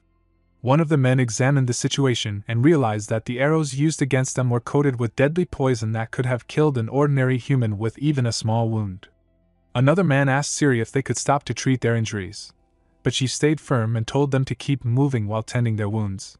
She knew stopping was too dangerous, and she did not allow anyone to relax until they could reunite with Gander. The scene shifted to Malus, who was kneeling on the ground and trembling in fear as a dark god stood before him and declared that he had failed. Malus apologized desperately and begged to borrow the basilisk, believing that with the god's strength he could still find a way to succeed. The god dismissed his hope and told him that he could not do it, but also assured him that there was no need to fear because preparations had already been made and the plan was already in motion. The scene then moved to the forest where Rolf spoke to Tae-ho and confirmed that he had learned through the saga that the head of the family was evil. Lee acknowledged it and thanked Captain Siri for trusting him without hesitation, and she replied that trust was natural among comrades. Suddenly, Siri sensed danger and warned everyone of an ambush. At that moment, Boss Marcus appeared before them, and Lee immediately felt that he was a terrifyingly strong enemy. Several men rushed to attack Marcus, but he cut them down in an instant with overwhelming power. One of the men cried out in shock after seeing 3 of their allies fall at once and witnessing Marcus's wounds heal completely in seconds. Realizing the threat, Siri identified him as a regenerator and ordered everyone to mount the White Silence and retreat immediately. Marcus raised his hand and created many snake-like heads, but Siri reacted quickly and fired a storm of arrows into his body. Even though the arrows pierced him, Marcus recovered as if nothing had happened, leading Siri to shout in disbelief at his lack of defense. Their clash shook the ground and forced both of them backward. As Siri regained her footing, Rolf gathered fire in his hand and called out to her before launching the attack at Marcus. At that moment, a large glowing creature suddenly appeared above Rolf's head. Lee leaped high into the air, swung his weapon with confidence, and declared with a fearless smile that from that moment on, Marcus would be facing him instead. Lee attacked again and again, but Marcus blocked every strike without even trying to dodge. Watching this, Lee realized that Marcus never avoided attacks, so he changed his approach and struck with greater intent. Rolf reacted in shock, realizing that the hit had landed directly, but he also knew that Marcus was a regenerator and that any wound would heal quickly.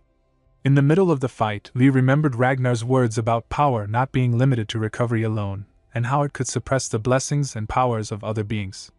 Ragnar had warned him that fighting while constantly wrapped in divine power was foolish and that true combat required intelligence and timing, using a god's power only at the moment of attack. Holding his sword as it began to glow, Lee gathered his resolve and moved forward. Marcus launched a fierce assault, but Lee blocked every blow with steady focus. When Lee counterattacked, Marcus again held his ground, yet the strain on him became visible. Rolf noticed this and shouted that Marcus was struggling just to defend himself and urged Lee to finish the fight. Ciri, however, understood the danger and realized that even with the advantage, Lee would tire first if Marcus stayed on the defensive. She rushed forward to support him. Marcus laughed confidently and swung his weapon, forcing Lee to dodge and slide backward. Refusing to give up, Lee charged again, determined to end the battle with a single strike as Marcus raised his weapon to meet him. Ciri pushed Marcus back with her attack, knowing she might not be able to wound him but could still create an opening. In that moment, Lee roared that the fight was not over and unleashed the Saga warrior's technique known as Skullbuster, releasing a crushing pressure that shook the ground beneath them. The scene shifted to the Dark God, who could not believe what had happened and realized that the regenerator Marcus had been defeated. In anger and urgency, the god ordered Malus to halt the excavation and accepted that there was no longer any choice but to release the basilisk. Later, inside a cave, Rolf desperately tried to wake Lee, shouting his name again and again while panic grew in his voice. He told Ciri that Lee was not waking up at all and asked if they should wait. Ciri felt a strong sense of danger and insisted that they leave the place immediately. At that moment, Rolf recognized the terrifying sound and understood that it belonged to the basilisk. Ciri quickly demanded to know the direction and made a fast decision to scatter. She declared that the highest priority was to regroup with Gander, but that it was not necessary for everyone to reunite together. Bjorn shouted that they would meet again in Valhalla, trying to raise morale even in the face of fear. Rolf responded uneasily, feeling that the words were unsettling under the circumstances. Ciri then commanded everyone to move for Asgard and the Nine Realms without hesitation. When Rolf asked about Lee, Ciri took responsibility and ordered him to leave quickly. Rolf warned her to be careful before running off with the others. Left behind, Ciri transformed into the Saga Wolf Witch, gently carried Lee in her mouth, and moved away into the darkness to escape the approaching threat. Ciri called out to Taeho again and again until Lee finally woke up in shock and recognized her voice. She quickly told him to stay still and listen carefully, explaining that enemies were surrounding them and that any movement would weaken the blessing of stealth and cause an immediate chase. She made it clear that a battle was unavoidable if they were discovered. Lee felt guilty and admitted that because of him, Ciri was also in danger, and he wondered if she had ever thought about leaving with Rolf and the others. Ciri answered honestly that Lee possessed a special power, and losing him would be a loss for Valhalla. But on a personal level she truly enjoyed fighting alongside him and did not want to reach the warrior's rest too soon. Hearing this, Lee realized he was trusted and resolved not to betray that trust, thanking her sincerely. Ciri then remarked that the situation had become more dangerous because he had not woken up as quickly as she expected and mentioned that she had tried many ways to wake him. She told him it was time to move and said she was counting on him. After that, she transformed into her wolf form, and Lee climbed onto her back, shouting with renewed determination that she could rely on him. He activated the saga known as the One Who Commands Dragons, and Ciri sensed the presence of enemies all around them, realizing just how surrounded they truly were. Lee swung his sword with fierce focus, tearing the attacking snakes into pieces as he struck with powerful vertical, horizontal, and dicing slashes. In the middle of the chaos, he sensed a far greater presence approaching and warned Ciri that something huge was coming. Moments later, the basilisk appeared, and Ciri quickly realized that it used a paralyzing glare, warning Lee not to meet its eyes. With no time to hesitate, Lee urged Ciri forward and they charged together. The basilisk released a cloud of green gas, forcing Lee to gather his mana as it glowed in his raised hand. He unleashed a magic technique known as the charge of a warrior is like a storm and leaped high into the air, calling upon divine power in a desperate strike. After the clash, Siri returned to her human form while Lee struggled to remain standing, his body pushed to its limit. Siri suggested resting for a moment, but Lee suddenly noticed something on the ground and realized it was the handle of a broken sword. Before he could fully understand its meaning, Siri sensed danger again and warned that they had been surrounded once more. Lee felt completely drained and admitted to himself that he had almost no strength left. Siri told him to leave the rest to her, but Lee refused and summoned his sword, determined that they would survive and return together. As the sound of movement grew louder, Siri shouted a vow about meeting again in Valhalla, even as snakes closed in from all sides. Lee reacted in alarm when an even larger presence emerged, and Siri realized that there were more enemies than they had expected. Side by side, with exhaustion weighing on them both, they stood ready to face the enemies surrounding them. Siri calmly assessed the situation and realized that 5 enemies surrounded them with no path to escape. She asked Lee if he still had the strength to fight, and Lee understood that he could no longer use divine power, and that his saga could only be used once or twice more. Even so, he chose to fight with everything he had left since escape was impossible. Hearing this, Siri acknowledged him as a true warrior of Valhalla, and together they raised their voices in a battle cry for Uller and Idun. Just as the fight was about to begin, Rolf suddenly appeared and shouted that they had come to help. Gander joined the battle at once, cutting through enemies and urging everyone to tear them apart. A massive snake lunged at Lee with its jaws wide open, but before it could reach him, it was split in two. Lee stared in shock as Ragnar appeared and praised him for holding out, telling him to leave the rest to them. Lee smiled at the relief, while Siri unexpectedly blushed, surprisingly as he noticed a side of her he had never seen before. With reinforcements present, the battle quickly turned in their favor, and the remaining snakes were defeated. Later that night, Ragnar declared that everything was settled and praised everyone for fighting well. Siri, still flustered, expressed her honor at meeting Ragnar Lodbrok, unsure if the moment was real. Lee watched quietly, thinking that Ragnar seemed like an incredible person. Afterward, Gander announced that the mission was complete and that Raskrid would handle the remaining matters. She explained that the Mallow family would be investigated with the Dark Elf Council and that the appearance of the regenerator Marcus suggested the involvement of the giants. She praised Lee of Iden for defeating such a powerful enemy and promised that his achievement would be reported to Lilor and rewarded later. Lee thanked her politely as Gander remarked on his rare talent, drawing jealous looks from others before ordering everyone to return. Later that day, Haida examined the broken sword hilt but apologized that it was too damaged to reveal anything important. Lee accepted this calmly and said that it was fine. She explained that the fragment was certainly no ordinary item and that many traces of the Great War still remained across the world. Although the current front line of Ragnarok was at a stalemate, the past had been filled with fierce and legendary battles, and the marks of that era were still everywhere. She believed the sword fragment could be part of a weapon once used by a warrior from that time. Lee felt convinced as well, sensing something special within it, and decided to store it carefully for now. After that, she suggested returning to Iden to report the expedition. Later, a boat drifted calmly over the water with Haida and Lee sitting face to face. When they arrived, Haida mentioned that the goddess had prepared a special gift for Lee this time. Lee felt shy but excited, believing it was a good sign, while Haida said she was looking forward to seeing it too and asked him to show her later. Lee agreed and moved ahead, dropping a golden apple as a glowing tree formed beneath his feet. Iden then appeared and called Lee forward, addressing him as her warrior. Lee knelt respectfully and expressed his honor at meeting her. Iden praised his great achievement, explaining that without him they would not have been able to stop the giants' plans so early. Lee humbly credited her blessing for his success.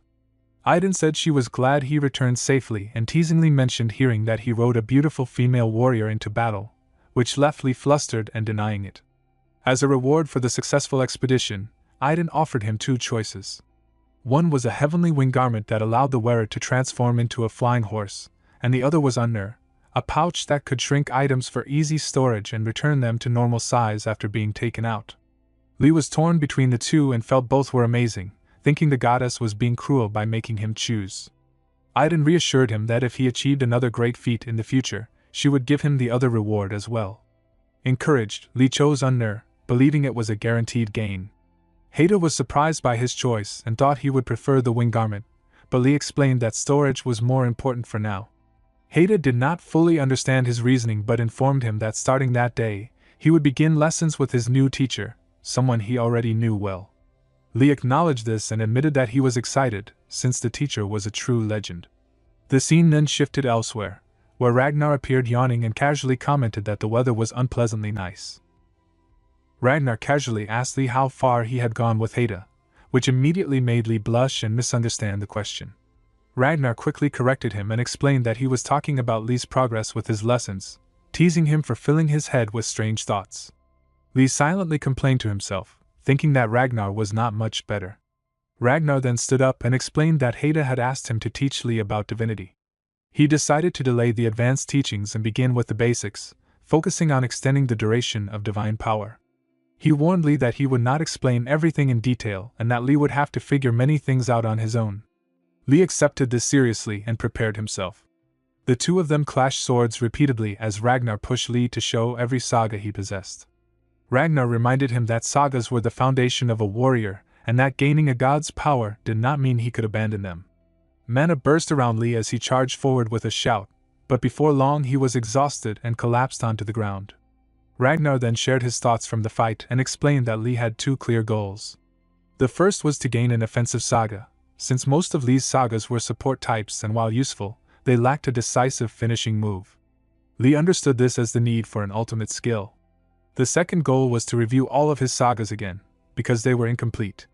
Ragnar explained that many lower-ranked warriors believed their sagas could only be used in one fixed way, which was a common mistake. He reminded Lee that a saga was a story that changed as it was passed down, and that his own sagas might hold hidden uses he had not yet realized. With that, Ragnar ended the lesson and told Lee to think carefully about his words and to train the basics of divinity by maintaining it during everyday actions like eating, sleeping, and even bathing. Ragnar then walked away, leaving Lee lying on the ground and breathing heavily as he muttered that it was a lot of homework and admitted to himself that the training was truly hard. Later in the evening, Haida was cooking with a gentle smile while Ragnar spoke to Lee nearby and remarked that he looked pleased, asking if he had something to show. Lee nodded with a smile and summoned his saga warrior's sword, explaining that it was the weapon he usually called forth. Ragnar urged him to continue, and Lee then summoned another of the same sword. Holding both, he explained that when he summoned a weapon while holding the broken sword hilt, he could create an upgraded version of that weapon. Ragnar understood his intention and realized that Lee was thinking of using this as a finishing move, silently noting that his way of thinking was different, perhaps because he came from another world. Haida soon arrived with urgency and told Lee that Raskrid had requested his support and wanted him to come immediately. Lee was confused that Raskrid had asked for him directly, but Haida explained that she thought it would be good for him to see the site in person at least once. Lee felt excited at the chance, thinking it might allow him to find more fragments of the broken sword.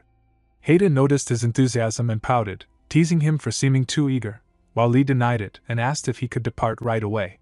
She pouted again, and Lee could only laugh. The scene then shifted into darkness, where a dark fairy smiled as she reported to Lord Avalt that the Giant of Strength was on the move. Avalt calmly replied that he was already observing it, and found it exciting that the followers of the Giant of Strength, Herod, were moving towards Svartalfheim. He looked forward to seeing what kind of chaos would unfold. Soon after, the scene moved to Svartalfheim, where a man introduced himself as Thorstein, an inferior-ranked warrior from Odin's legion. He greeted Lee respectfully, mentioned having heard of his fame, and said he would guide them to the army post. He had prepared 30 black horses and urged everyone to mount up and move quickly. As they rode forward, Lee remarked that riding a normal horse felt strange now, even though he did not truly miss Black Flash or Steel Rain. Ciri laughed and commented that he was becoming a true warrior of Valhalla, then asked about Rolf's expression. Lee explained that Rolf had been forced to give up his vacation to be there. As they drew closer to the excavation site, Thorstein shouted for everyone to speed up. Suddenly, Lee recognized a familiar horn sound and realized the wolves had appeared again. Ciri shouted confidently that they were only minor enemies and ordered everyone to trample through them, which they did without slowing down. However, not long after, harpies suddenly appeared in front of the group, throwing everything into confusion. One man shouted that it was too late to use their bows, and Rolf clenched his teeth in frustration as the situation became chaotic. At that moment, Lee activated divine power, releasing a burst of golden mana that swept through the air and hurled all the harpies away at once. When the dust settled, he stood tall at the front, holding his sword as the path ahead opened once more. Thorstein announced that they would soon join Odin's legion, and Lee looked around in awe, realizing that they were seeing the traces of the Great War firsthand. Ciri led her group forward, unleashing her saga called The Witch's Arrows Never Missed Their Mark, firing countless arrows at their enemies as she shouted for everyone to move out. Lee followed, summoning his saga warrior's sword, and a bright blast erupted from the ground, shaking everything around him. He grinned, feeling confident that they could break through to the center in a single push. At that moment, Raskrid appeared, slashing her weapon multiple times and greeting Lee warmly as the warrior of Idun. Lee quickly asked about the situation, and she explained that it was almost under control but that the battle was still evenly matched. She noted that their enemies had something similar to their steel rain, then shouted a warning as more enemies began to emerge from a large portal in the sky. Lee immediately noticed that stronger gnolls were arriving each time and shouted that an especially huge one was approaching. Someone else reacted in shock, questioning the enormous size of the creature.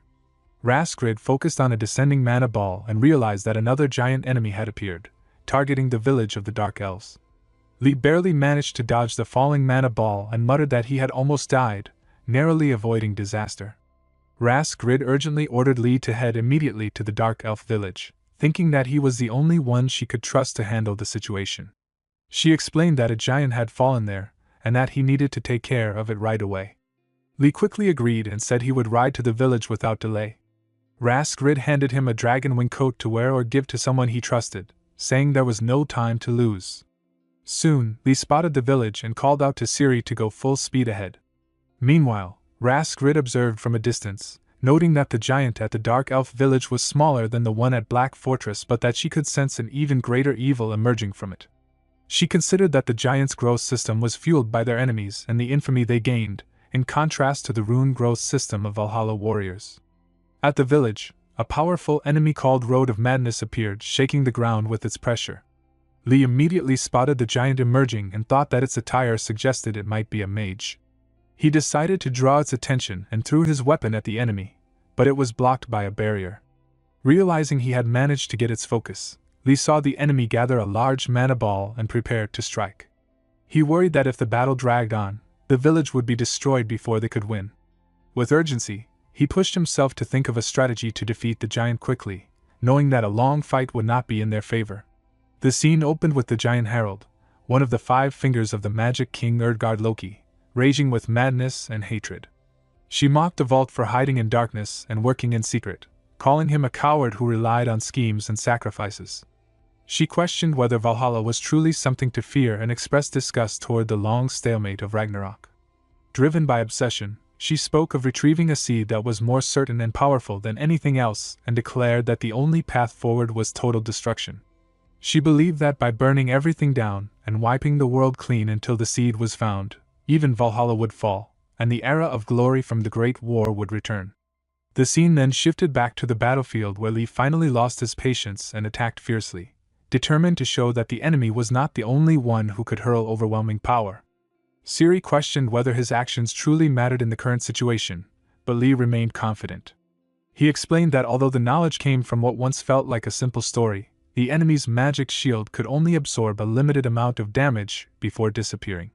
He realized that while the enemy tried to restore the shield, that brief moment would create the perfect opening to strike. Raskrid observed the battle closely and understood that the opponent was far from simple. Even as she charged forward, she silently warned Lee to be careful, recognizing the danger he faced. Another violent blast shook the ground, making the situation even more desperate. As the destruction spread, Lee realized that if he failed to find the right timing soon, the Dark Elf village would not survive.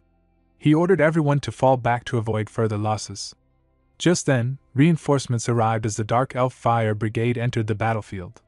They immediately began casting a rain cloud spell to counter the devastation and urged Lee not to worry about them, telling him to focus entirely on defeating the enemy. Lee noticed that the rain had weakened the enemy's shield and thanked the Dark Elf Fire Brigade for their support.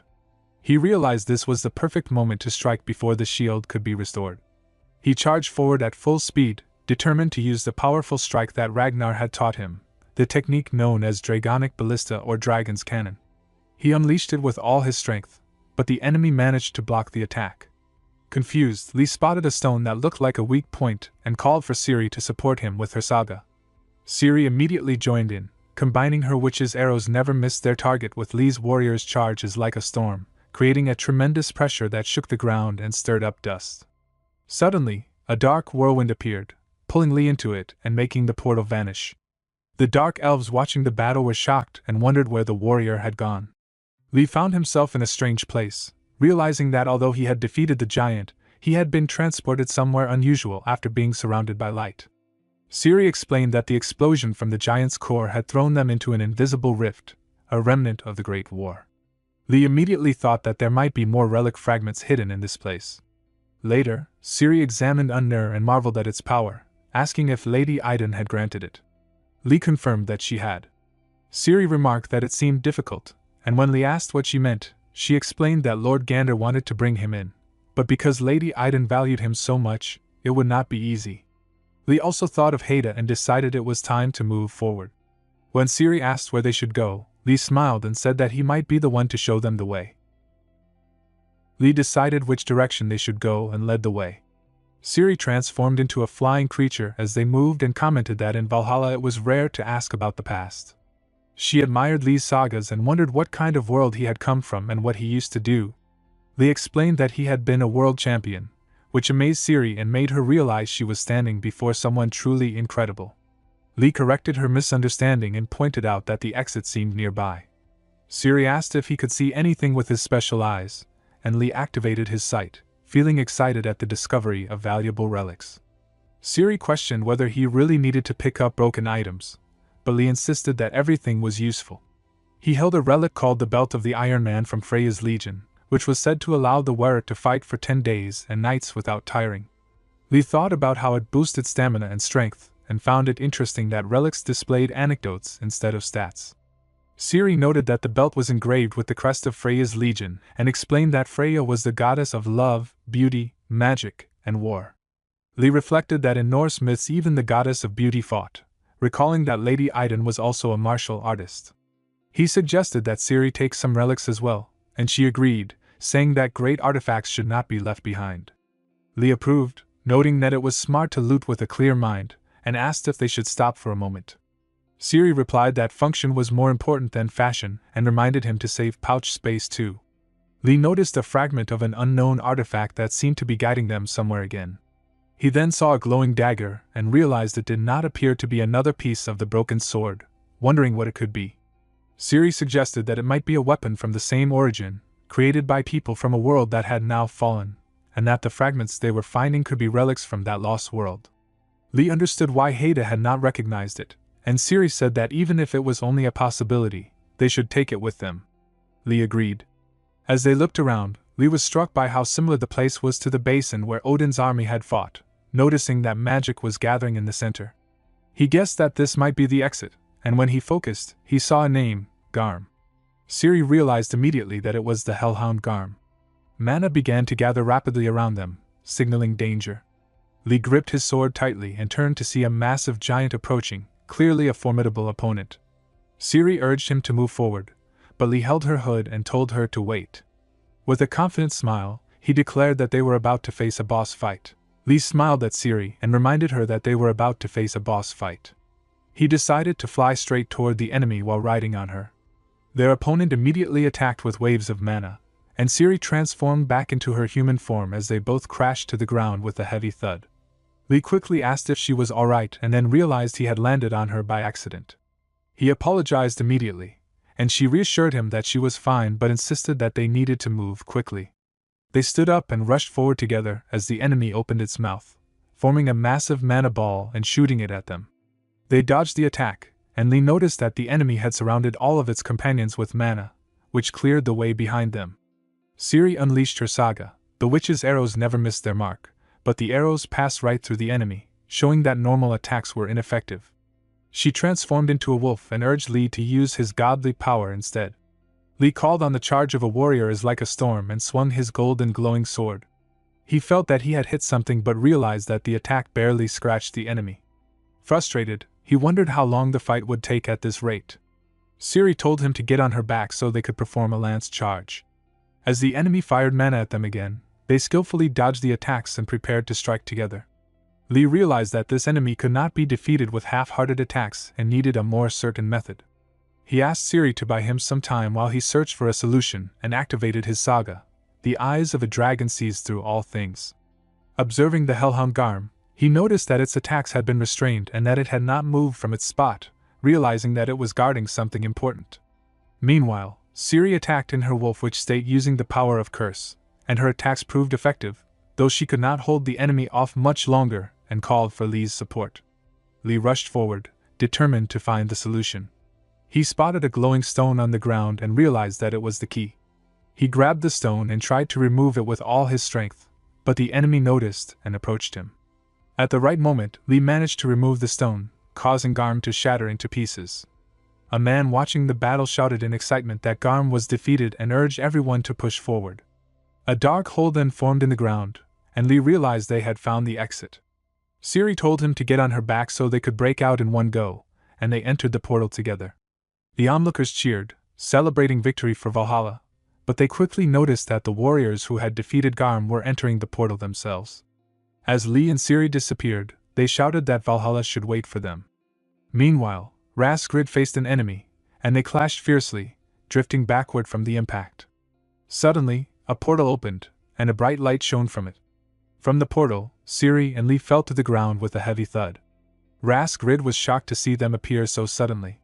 Lee immediately noticed the object they had brought, and realized it was the seed the king had been seeking. The king attacked Lee, and Raskrid shouted for him to be protected, but many ghostly warriors stepped in and blocked the king's attacks. Raskrid was surprised and saw that they were the ghosts of Valhalla's warriors. One of the ghostly men shouted for everyone to gather and declared that they wanted to join the battle, asking Raskrid, the Valkyrie, for permission to fight and protect Asgard and the Nine Realms.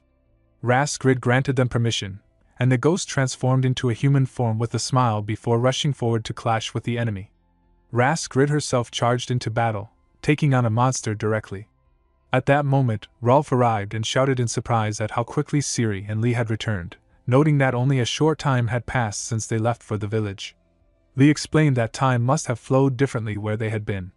Siri, rushing forward to join the fight, encouraged them to team up and fight together. Lee held on to Siri and reminded himself that they still had a boss fight to handle.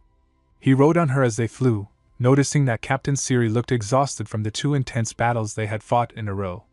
He told her to hold on a little longer, explaining that their goal was not to deal damage but to draw the enemy's attention. He realized that if they could distract the boss even for a moment, the advantage would shift in their favor. Siri attacked King Six, but her arrows were reflected back. The king, annoyed, threatened to slaughter them after finishing off the Valkyrie. Siri admitted that it felt impossible to grab his attention. Lee clenched his fist and shot a golden mana beam at the king, shaking the ground with the blast. Raskrid gathered her divinity and used a powerful attack called Sword that splits the sky, striking the enemy leader. Lee smiled, realizing the enemy leader had fallen, and shouted for everyone to push forward and sweep the remaining enemies away. He told Siri that it looked like they had won and finally lay down, smiling and hoping for a short rest. Siri thought that Lee was an amazing warrior and hoped to keep fighting by his side. The ghost army of Valhalla stepped forward, thanking Raskrid and asking to be guided back to Valhalla. Raskrid sent them back, praising their greatness. One of the ghosts thanked Lee, the warrior of Idun, and said they would return to Odin to proudly tell him about today's battle. The ghost then disappeared in a beam of light, leaving Lee smiling. Raskrid spoke with urgency and apologized as she explained that she had to leave quickly to guide the warriors. She promised that she would return first and prepare rewards worthy of their achievements, giving special praise to Taeho and Siri for their great deeds. Lee thanked her and calmly mentioned that he had used the item very well. Raskrid then turned her attention to Siri and said that she must have had a hard time, asking whether Taeho's flight had been too rough. Siri answered in a steady manner that she had simply carried out her duty. Raskrid assured them that Regenleaf and Gander would arrive soon and told them to leave the rest in their hands. Both of them nodded in understanding. Raskrid kissed Lee on the forehead and wished Odin's blessing upon him, making Lee blush and think that the sudden action had startled him. Raskrid then gave the same blessing to Siri. Lee realized that this was simply how blessings were given there and felt slightly embarrassed for getting excited over nothing.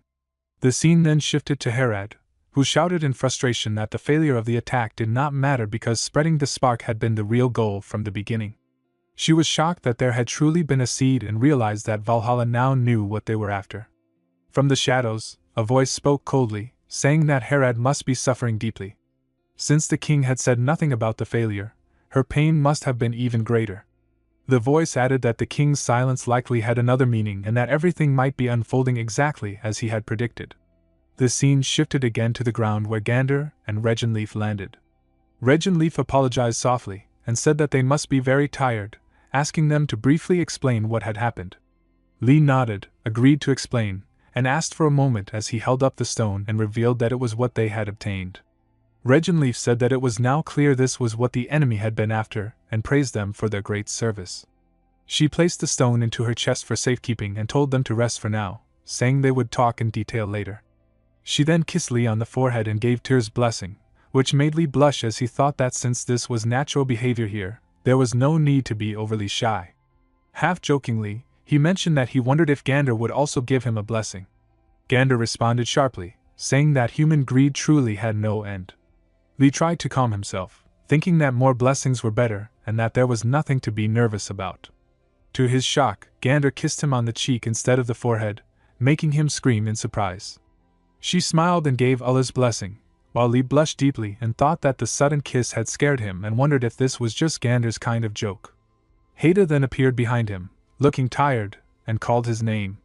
Lee greeted her warmly and asked when she had arrived, and she replied that it had only been a short while ago. Siri watched them and thought that the two of them were quite funny.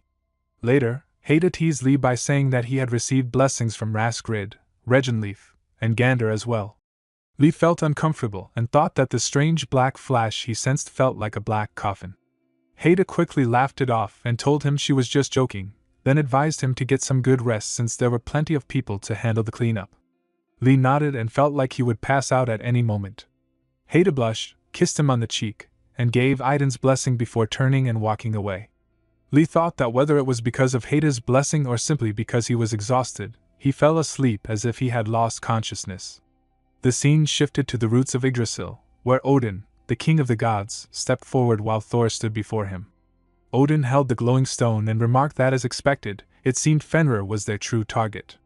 Mimir calmly shared his thoughts, saying that Garm was certainly a powerful beast, but it was unlikely that all of this had been caused just to target Garm alone. Odin agreed, stating that the reward was far too small for the effort involved. Thor then spoke about the gathering of Garm's fragments, and questioned its connection to Fenrir's return. He explained that to awaken the world wolf from its long sleep and break its chains, Garm's howl was required. Garm was one of the keys to awakening the world wolf, and on the day Fenrir rose from its slumber, Odin, the king of the gods, would meet a grim fate. The scene shifted to Jotunheim, the land of the giants, where the magic king Utgard Loki declared that all preparations were complete and that the Five Fingers were already on the move. He stated that the war would soon resume and mentioned Loki by name, while the traitor Loki responded with a quiet smile. The scene then moved to a cave where Mimir explained that Utgard Loki and Loki only needed the howl of Garmr, meaning a complete Garmr was not required. He stated that once enough fragments were gathered, the giants would achieve their goal. Odin agreed and added that among their enemies was someone capable of using sagas. He ordered Thor to destroy it, explaining that this was the surest way to prevent Garmr's resurrection. Odin stated that they needed neither Garmr nor Fenrir, and since the enemy had now openly revealed their intentions, the gods had no choice but to get involved. The scene then shifted to Aiden, who warmly welcomed her warrior Teho and expressed relief that he had returned safely. Lee knelt and replied that it was thanks to her blessing. Aiden praised him for accomplishing another great feat and said she had clearly heard the warriors of Valhalla chanting her name. As promised, she offered him his reward. Lee was shocked and excited when he realized it was the heavenly horse's wing garment. Aiden teasingly told him to choose again, just as before. She explained that one option was the heavenly horse's wing garment, which he already knew well, and the other was the beast's saddle, a magical saddle that could be placed on the back of any beast or monster. Lee realized how useful it was and thought that it would allow someone to ride him as well when he transformed using the hawk's wing garb. Later, Haida asked him how the meeting had gone and whether it had been good. Ragnar commented that Lee had obtained something once again. Lee accepted that there would be another chance to get the heavenly horse's wing garment someday. Ragnar then noted that Lee had grown much stronger and suggested speeding up his divinity training. Haida agreed with the idea but firmly insisted that Lee should rest for the day, reminding them that not even a full day had passed since the battle ended. Lee asked Ragnar and Haida if the two of them could help him for a while. Later, inside the room, Haida looked around in shock and wondered if he had opened a junk shop, pointing out that everything there was a magic item. She asked if he had gathered them from the traces of the Great War. Ragnar shared his opinion and suggested that it might be better to return these items to each legion, since some of them could carry history and meaning. Lee agreed, realizing that it sounded like a better idea after hearing it. Haida smiled and suggested that they start sorting everything together. As they continued, Haida read out names of gods while checking the items, mentioning Odin, Tyr, Ullr, Hermod, and Heimdall. Lee pointed out that one of the items belonged to Vidar. Haida apologized and admitted she did not know which god one item belonged to. Ragnar guessed that it might be from another pantheon, and compared it to the sword fragment they had found before. Lee decided to check it himself and suggested activating it using the warrior sword saga, just like before. The moment he did, mana burst violently through the room, leaving both Ragnar and Haida staring in shock. Lee laughed lightly and said that nothing seemed to be happening. Suddenly Ragnar shouted for Taeho to look at the wall, where a painting had appeared. The vision showed them on a boat, where Ciri smiled brightly as she declared that she had found it. A girl then walked toward the Queen of the Shadowland, thinking that the woman was rumored to eat people and bathe in the blood of maidens, yet she decided to judge her with her own eyes and ears. She faced Scathach and later reflected that the woman became her mentor, someone she grew to love and respect. On the day she left the Shadowland, she was given a snow-white spear made from the bones of a sea monster.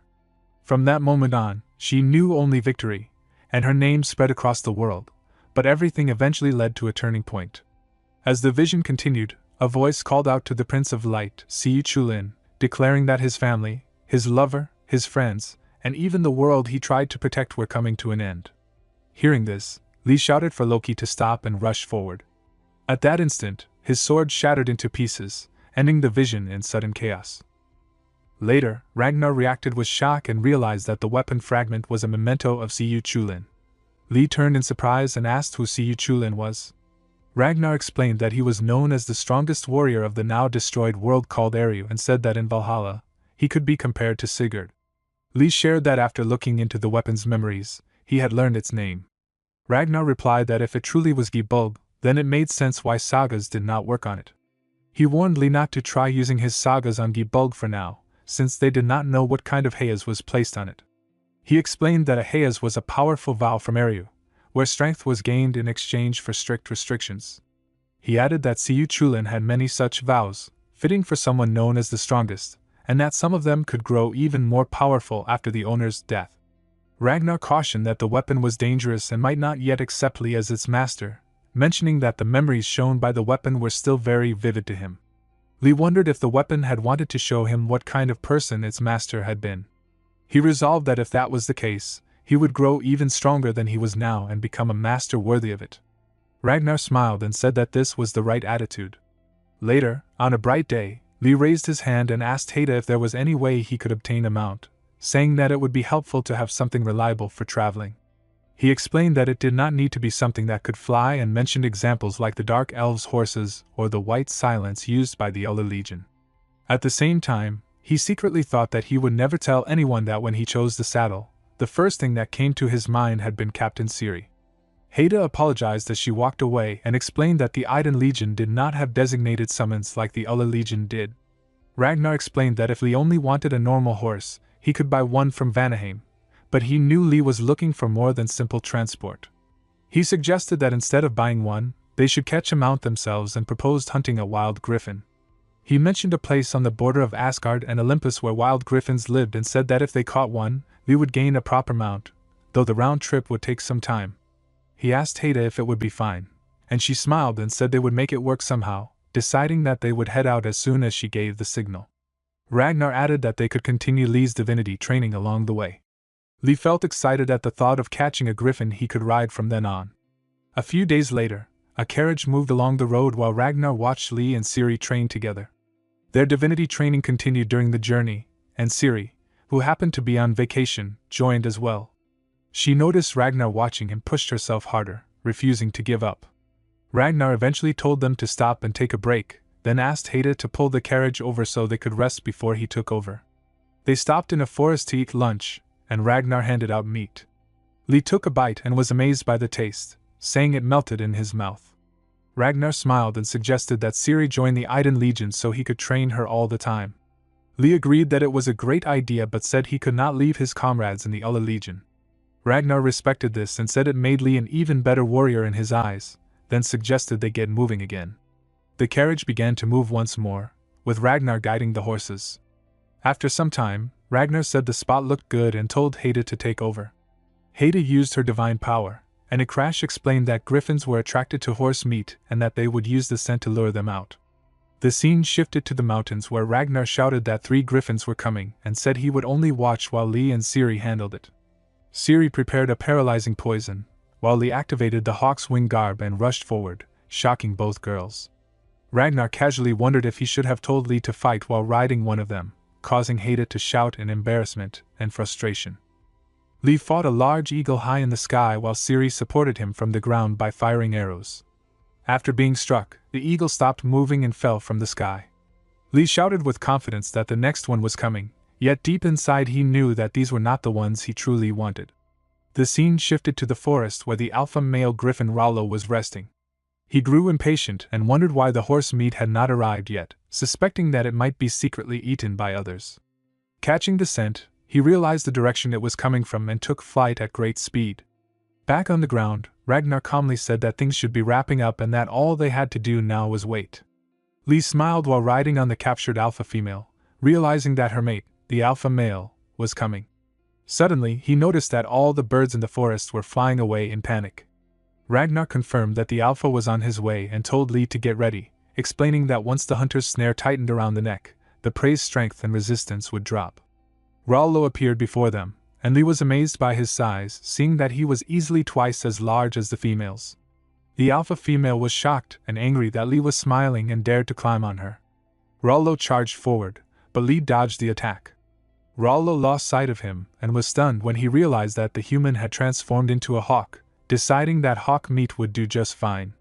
In an instant, Lee rushed back, chanted, transformed into human form, and wrapped the rope tightly around Rollo's neck. Rollo struggled furiously and tried to shake Lee off, calling him a foolish human. Lee felt just how incredibly strong the griffin was as it flew wildly up and down, yet he held on with all his strength. Rollo could not accept that he was being pushed this far by a mere human, and roared in pride as the king of the forest. Lee sensed that Rollo had already lost much of his strength, and realized that this was his chance. Raising his sword, he prepared to use it at that critical moment. Haida reacted in shock and warned Lee, thinking he was trying to hurt the griffin with the warrior sword. Lee explained that because of the recent battles, his sync rate with the saga of the immortal warrior had increased. In that moment, he realized that the warrior sword saga had evolved into the saga of the warrior armament, and his sword transformed into a hammer. At the same time, a new saga was added, the saga of the warlord's hammer, which would never slip from his grip. As he slammed the hammer down, he activated an armament boost.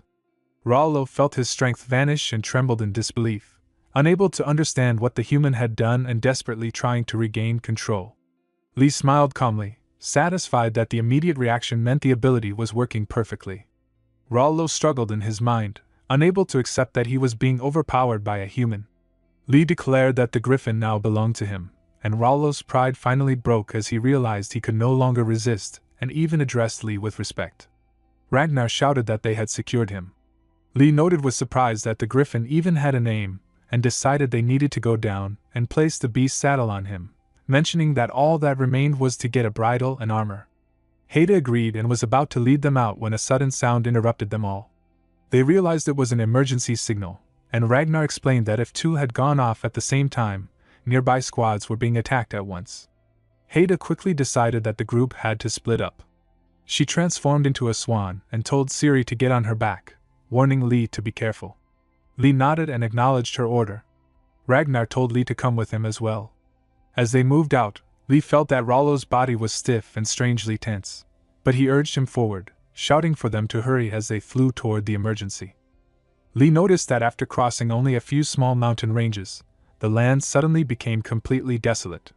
Ragnar quickly pointed them in the right direction. On the ground below, a huge giant was fighting Brocky. The giant slammed its weapon down with great force, but Brocky managed to block the attack. Ragnar leaped down from Rollo, and from above, Lee watched as Ragnar swung his sword and cut through the giant's neck.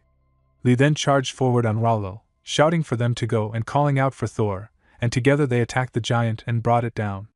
After the battle, warriors cheered loudly for Brocky and Ragnar, and they shouted in excitement about a warrior riding a Valkyrie. Lee felt confused and slightly annoyed that no one called him by his name, and kept using a nickname instead.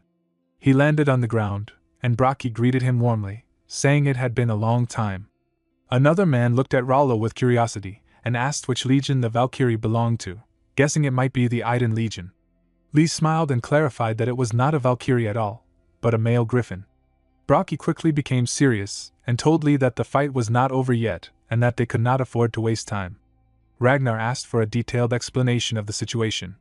Brocky explained that they had discovered what appeared to be a soul fragment of Garm, but the giants had arrived almost at the same time. When Ragnar asked if the giants had taken it, Brocky said the situation was slightly different. The fragment was embedded in the head of a monster boar, and even the giants had been unable to fully subdue it.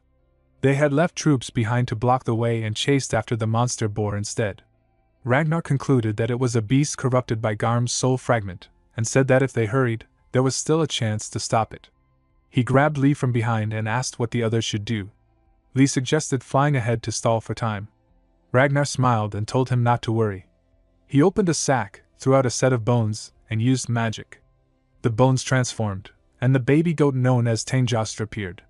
Ragnar smiled and remarked that it was impressive for a low-ranking warrior to summon Tangjostr.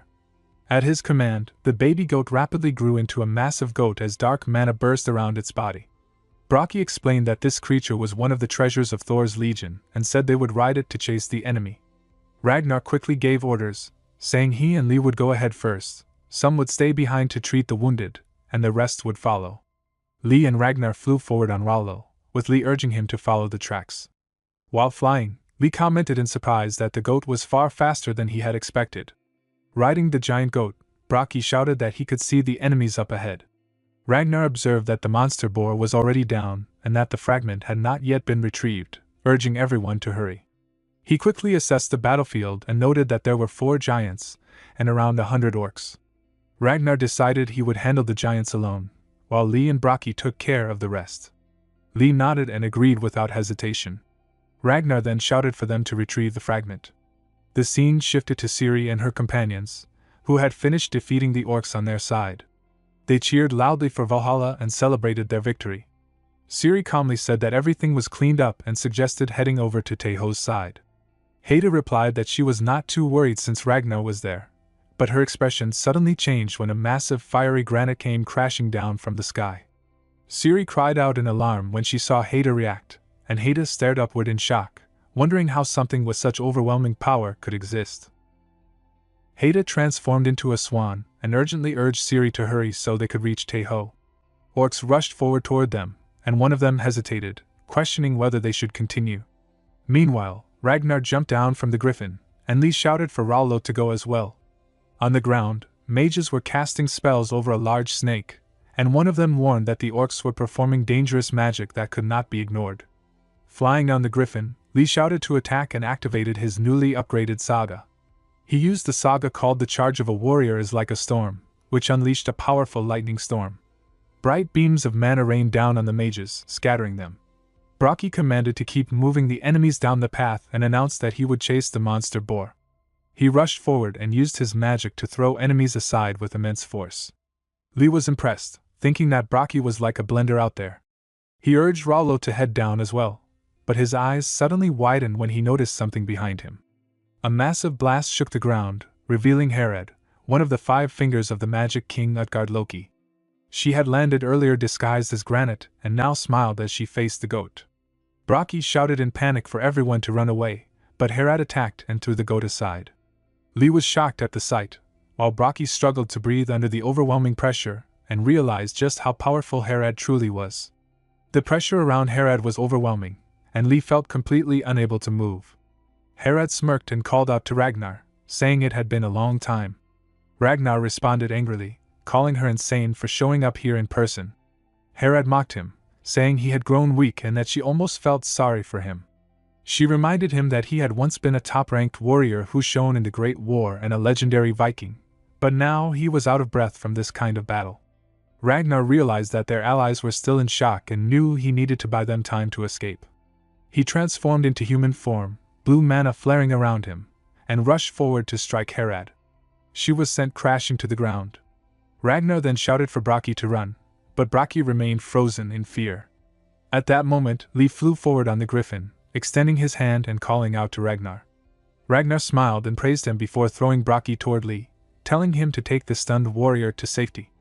Lee's eyes widened as he worried about Ragnar, but Ragnar, with a serious expression, told him to watch and said he would demonstrate the power of a warrior who had reached the upper ranks and show the new realm they would face from now on. Ragnar stood on the battlefield as the myth-class saga king of the Vikings, remembered as a brave navigator who had sailed seas no one else dared to explore, and as the strongest warrior who had never known defeat. His legend had been passed down through generations as the beginning of the Vikings and the king of all Vikings. Herad faced him with determination, clenching her fist and directing her pressure toward him, causing the ground to shake violently. She noticed a mana stone and pulled it out, preparing for battle. Ragnar and Herad clashed with tremendous force, sending blasts across the battlefield that shook the ground. Lee watched in awe, realizing that the shockwaves reached the sky and that the clash was incredibly powerful. Herad smirked as she observed Ragnar, acknowledging that even weakened, he was still the king of the Vikings. She decided that his head would be a fitting tribute to the king, and knew he would not last long in this condition. In barely 10 seconds, the two exchanged a battle so intense that it could have killed tens of thousands. Another pressure blast erupted from their clash, shaking the ground again. Observers on the battlefield called out that it was too dangerous and suggested falling back farther. Ragnar, blocking her attacks, realized he was reaching his limit and knew that he had to finish the fight with a single decisive strike. Herad attacked Ragnar, but he dodged her strike. She smirked and said it was close and added that she had been preparing a strike of her own. Mana burst around Ragnar as he rushed forward, and everyone nearby covered their faces to shield themselves from the dark mana. Herad remarked that if Ragnar had ignored them, he could have struck her fatally, but she acknowledged that he was not that kind of man and declared it was time for him to die. Ragnar told her that he had already told them to run, which confused her and made her wonder if he had lost his mind. At that moment, Lee and Bragi arrived, flying on the griffin. Bragi clenched his teeth, thinking that as the son of a god he could only show disgrace once. He activated his saga, Thunderstorm, which filled his hammer with lightning, and attacked Herad. Herad clenched her fist and broke his weapon with sheer strength. Bragi saw an opening and shouted for Lee to go. Lee rushed forward using his saga, Dragon Cannon, while Ragnar and Bragi also charged toward Herad. She clenched her fist again, and a massive blast shook the ground. Ragnar called out to Lee in panic, urging him forward.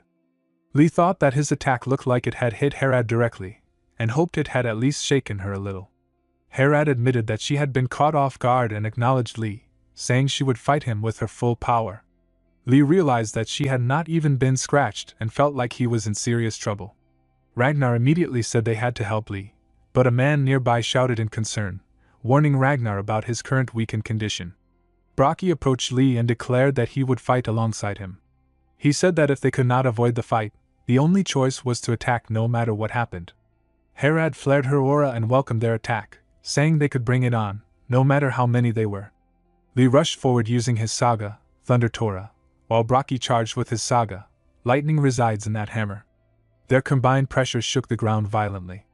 When the dust cleared, Herad declared that this was as far as they would get. She said that maybe they had hoped to buy time, but none of them had enough strength to continue. She slammed her punch onto Lee. The scene shifted, and Lee found himself standing in darkness, murmuring in confusion, wondering where he was and if he had truly died this time. A girl approached him and told him that he was not dead yet, explaining that if he had died, he would not even be able to think. Lee turned his head to face her. In the real world, Haida cried out desperately for Taeho not to die. Inside his subconscious, Lee realized he was seeing Ku Chulin. Ku Chulin explained that he was what remained of himself inside Gibalg, a fragment of his soul, and that he would now serve as Lee's mentor. He told Lee that Gibalg had acknowledged him, and he wished to do the same. He promised to pass on all of Arya's secrets, and instructed Lee to gather the remaining fragments of Gibalg.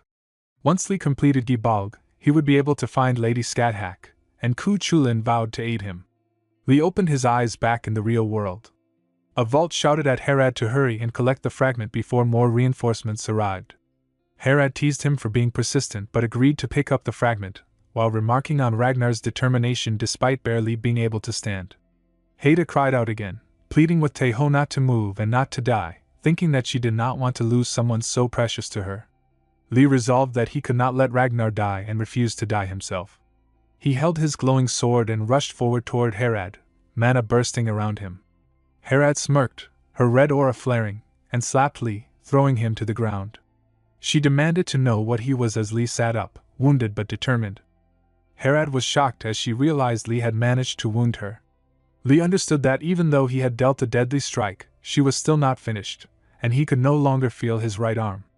A vault urged Herad to fall back, warning that they had already wasted too much time. Herad refused, deciding that killing Lee was more important than dealing with the already broken Ragnar, as she saw Lee as a dangerous future threat. Lee sensed that she still intended to fight and doubted whether he could even launch one more attack in his condition. A vault agreed to support her, and told her to end the battle quickly. Herad clenched her fist and felt her strength return, preparing for a second round as her red aura flared again. Lee noticed her recovery and realized how overwhelming her power was. At that moment, Haida and Ciri stepped forward, choosing to fight alongside Lee. He felt grateful to everyone who stood with him. Herad grew excited, enjoying the situation exactly as she wanted it. Lee resolved that no matter the outcome, the only option left was to keep attacking. A violent purple whirlwind formed around Herad as she unleashed intense heat and declared that no one would escape and no one would stand in her way. The pressure and heat overwhelmed Lee, freezing his body in place. Herad then focused her killing intent on him, deciding to deal with Lee first. Suddenly, a blue mana blast shook the ground, and when the dust cleared, Thor, the god of thunder, appeared and apologized for being late to warrior Taeho. Lee's eyes widened in shock, wondering how Thor knew his name. Thor said they first needed to get rid of Herad's bothersome domain by blowing it away. Two powerful mana forces clashed, and Ciri shouted that the domain had been lifted. Lee was amazed at the sight. Thor warned everyone to stay back because the fight might get rough. He leaped high into the sky, glowing with blue mana, and his sword transformed into a massive hammer. He slammed it down, sending a blast that shook the ground. Ragnar ordered everyone to fall back to avoid being caught in the attack. Lee wondered if Thor would win, and Haida reassured him that now that Lord Thor was here, he could feel safe. Lee thought about how many more powerful enemies might exist and realized he would have to grow even stronger. Herad lay defeated on the ground, shocked at how quickly Thor had arrived. Thor rushed forward but noticed a smoke bomb and widened his eyes. Herad asked if a vault had done this, and a vault said she would cover Herad's escape with the Veil of Night because she could not beat Thor in her current state. Herad refused to run, declaring that she was Herad, the giant of strength, a warrior who would not die with her back turned, and called for Thor to fight her. Thor raised his weapon, bursting with mana, and both charged at each other, causing an energy blast that shook the ground and blinded the onlookers. When the dust cleared, Thor stood tall, saying he would remember Herad, who had been shattered into pieces. Thor then walked away, leaving the battlefield behind. Thor raised his weapon and slammed it onto the mana stone, causing a massive blast. Haida realized it was the fragment of Garmr, and Ragnar understood that Odin had ordered its immediate destruction. Thor flew through the sky as people cheered for him, calling him the god of thunder and their father. When he landed, a man greeted him respectfully. Thor recognized Ragnar and Haida and also acknowledged warrior of Idun, Taeho. Lee was surprised that Thor knew his name, and wondered how he could. Thor recalled the prophecy Mimir had told him about the world wolf awakening, where Odin would become mere dog food, and remembered that the chance of that future happening was 72,970 out of 100,000. Odin expressed shock at this number. Thor explained that although he had heard the prophecy many times, the chance of destruction had finally dropped slightly. He credited Lee for finding the fragment of Garmr and gave his blessing to him. Lee was amazed and relieved. Thor said they would meet again, but for now, he had many warriors waiting for help and could not stay. Ragnar thanked him for his assistance, and Thor returned the gratitude, praising them for protecting his warriors from the giant of strength. He then flew away, calling his warriors to meet again at the Legion outpost for Asgard and the Nine Realms. The scene shifted to Taeho's quarters, where Haida reminded him that even though the Golden Apple had helped him, he still needed rest and recovery. She said there would be no training for now and that they would only search for Gibalg after he had fully recovered. Lee blushed and asked Haida if she would like to go out with him while they were resting, which made her blush as well. Later, they were in Anaheim, sitting face to face with Ragnar in a boat. Lee asked if Ragnar was coming along, and Ragnar said he would only go with them to the entrance, telling them they needed to explore Anaheim on their own to truly enjoy it. Lee decided not to ask what Ragnar meant by that. When they reached the entrance, Ragnar wished them a wonderful day. Lee blushed as he looked at Haida, noticing that she seemed completely different and much prettier without her armor. She met his gaze and turned away, blushing. Lee awkwardly tried to comment on the nice weather, and realized he sounded foolish. Suddenly, someone called his name, and he recognized the voice as Captain Siri, which surprised him. Siri greeted Lady Haida, who smiled and returned the greeting. Rolf appeared and said he was there too. Many of their companions shouted in excitement, noting that the warrior had been visited by a Valkyrie. Bjorn smiled and said it had been a while since he last saw Taeho. The crowd in the city shouted excitedly about the warrior who rode a Valkyrie and joked about him going on a date with one. Bjorn whispered to Rolf that it explained why he had bailed on their last promise. Later, everyone dressed in new fashionable clothes and spent the day enjoying themselves. They visited the aquarium, walked through the market, and had fun on a boat swing. In the evening, they walked toward the entrance and saw Ragnar waiting. A cloaked old man sat beside Ragnar and commented that everyone seemed to be enjoying themselves, which was a good sight. Ragnar was surprised, realizing the man had been right next to him without showing any presence. The old man told Ragnar not to worry about formalities and mentioned it had been a long time. Ragnar asked if he was there to see Taeho, and the man explained he had come for several reasons, including curiosity about him and a desire to see the world with his own eyes instead of relying on ravens. Ragnar wondered how much the old man really knew and if saying the wrong thing could be dangerous. The old man casually said the food was delicious and he would have it again sometime. When Ragnar asked if he was leaving, the man said he had other business and that the time for great warriors was approaching because the scent of war was in the air.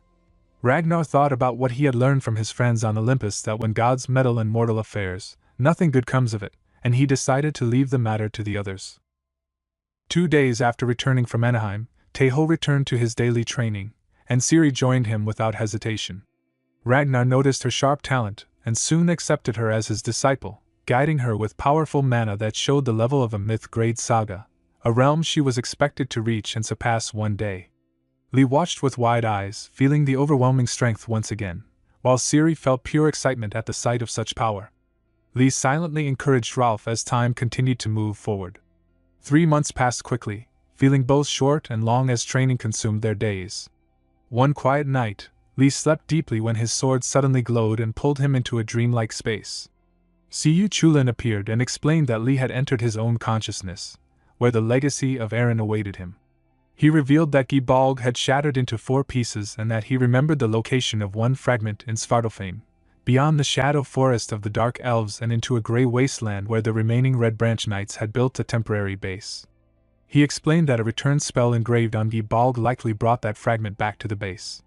Lee felt excitement rise within him, sensing a rare opportunity. Siyu Chulin asked him once more to gather the fragments of Gibalg and find his master Scathach, calling Lee the heir of Eren and blessing him with its power before gently kissing his forehead. Lee awoke on his bed with a scream, then slowly calmed himself, looked around his room, and stepped outside into the night. Haida noticed Lee early in the morning and smiled as she asked if he was up so soon, while Ragnar pointed out that he looked like he had not slept at all.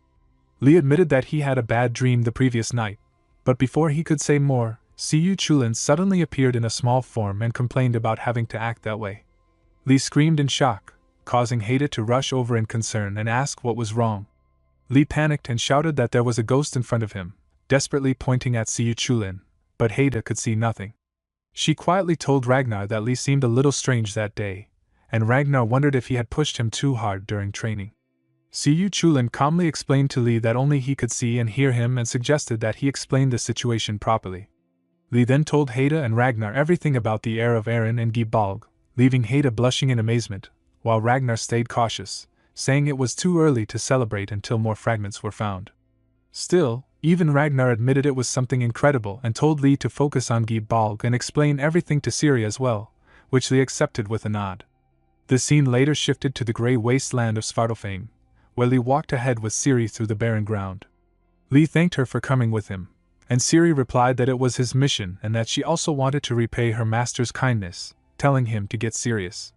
She soon transformed into the Saga Witch of the Wolf, showing that her saga had evolved and gained a faint trace of divine power, which left Lee amazed as he climbed onto her back. They moved forward together as Siyu Chulin guided them in the direction pointed out by the shard. After a long journey, they stopped in front of a house when Lee felt the shard stop vibrating, and Ciri realized they had reached their destination. Siyu Chulin took the lead and guided them to a hidden entrance, leading them into a narrow opening that opened into a cave with a large circle and what seemed like a dead end.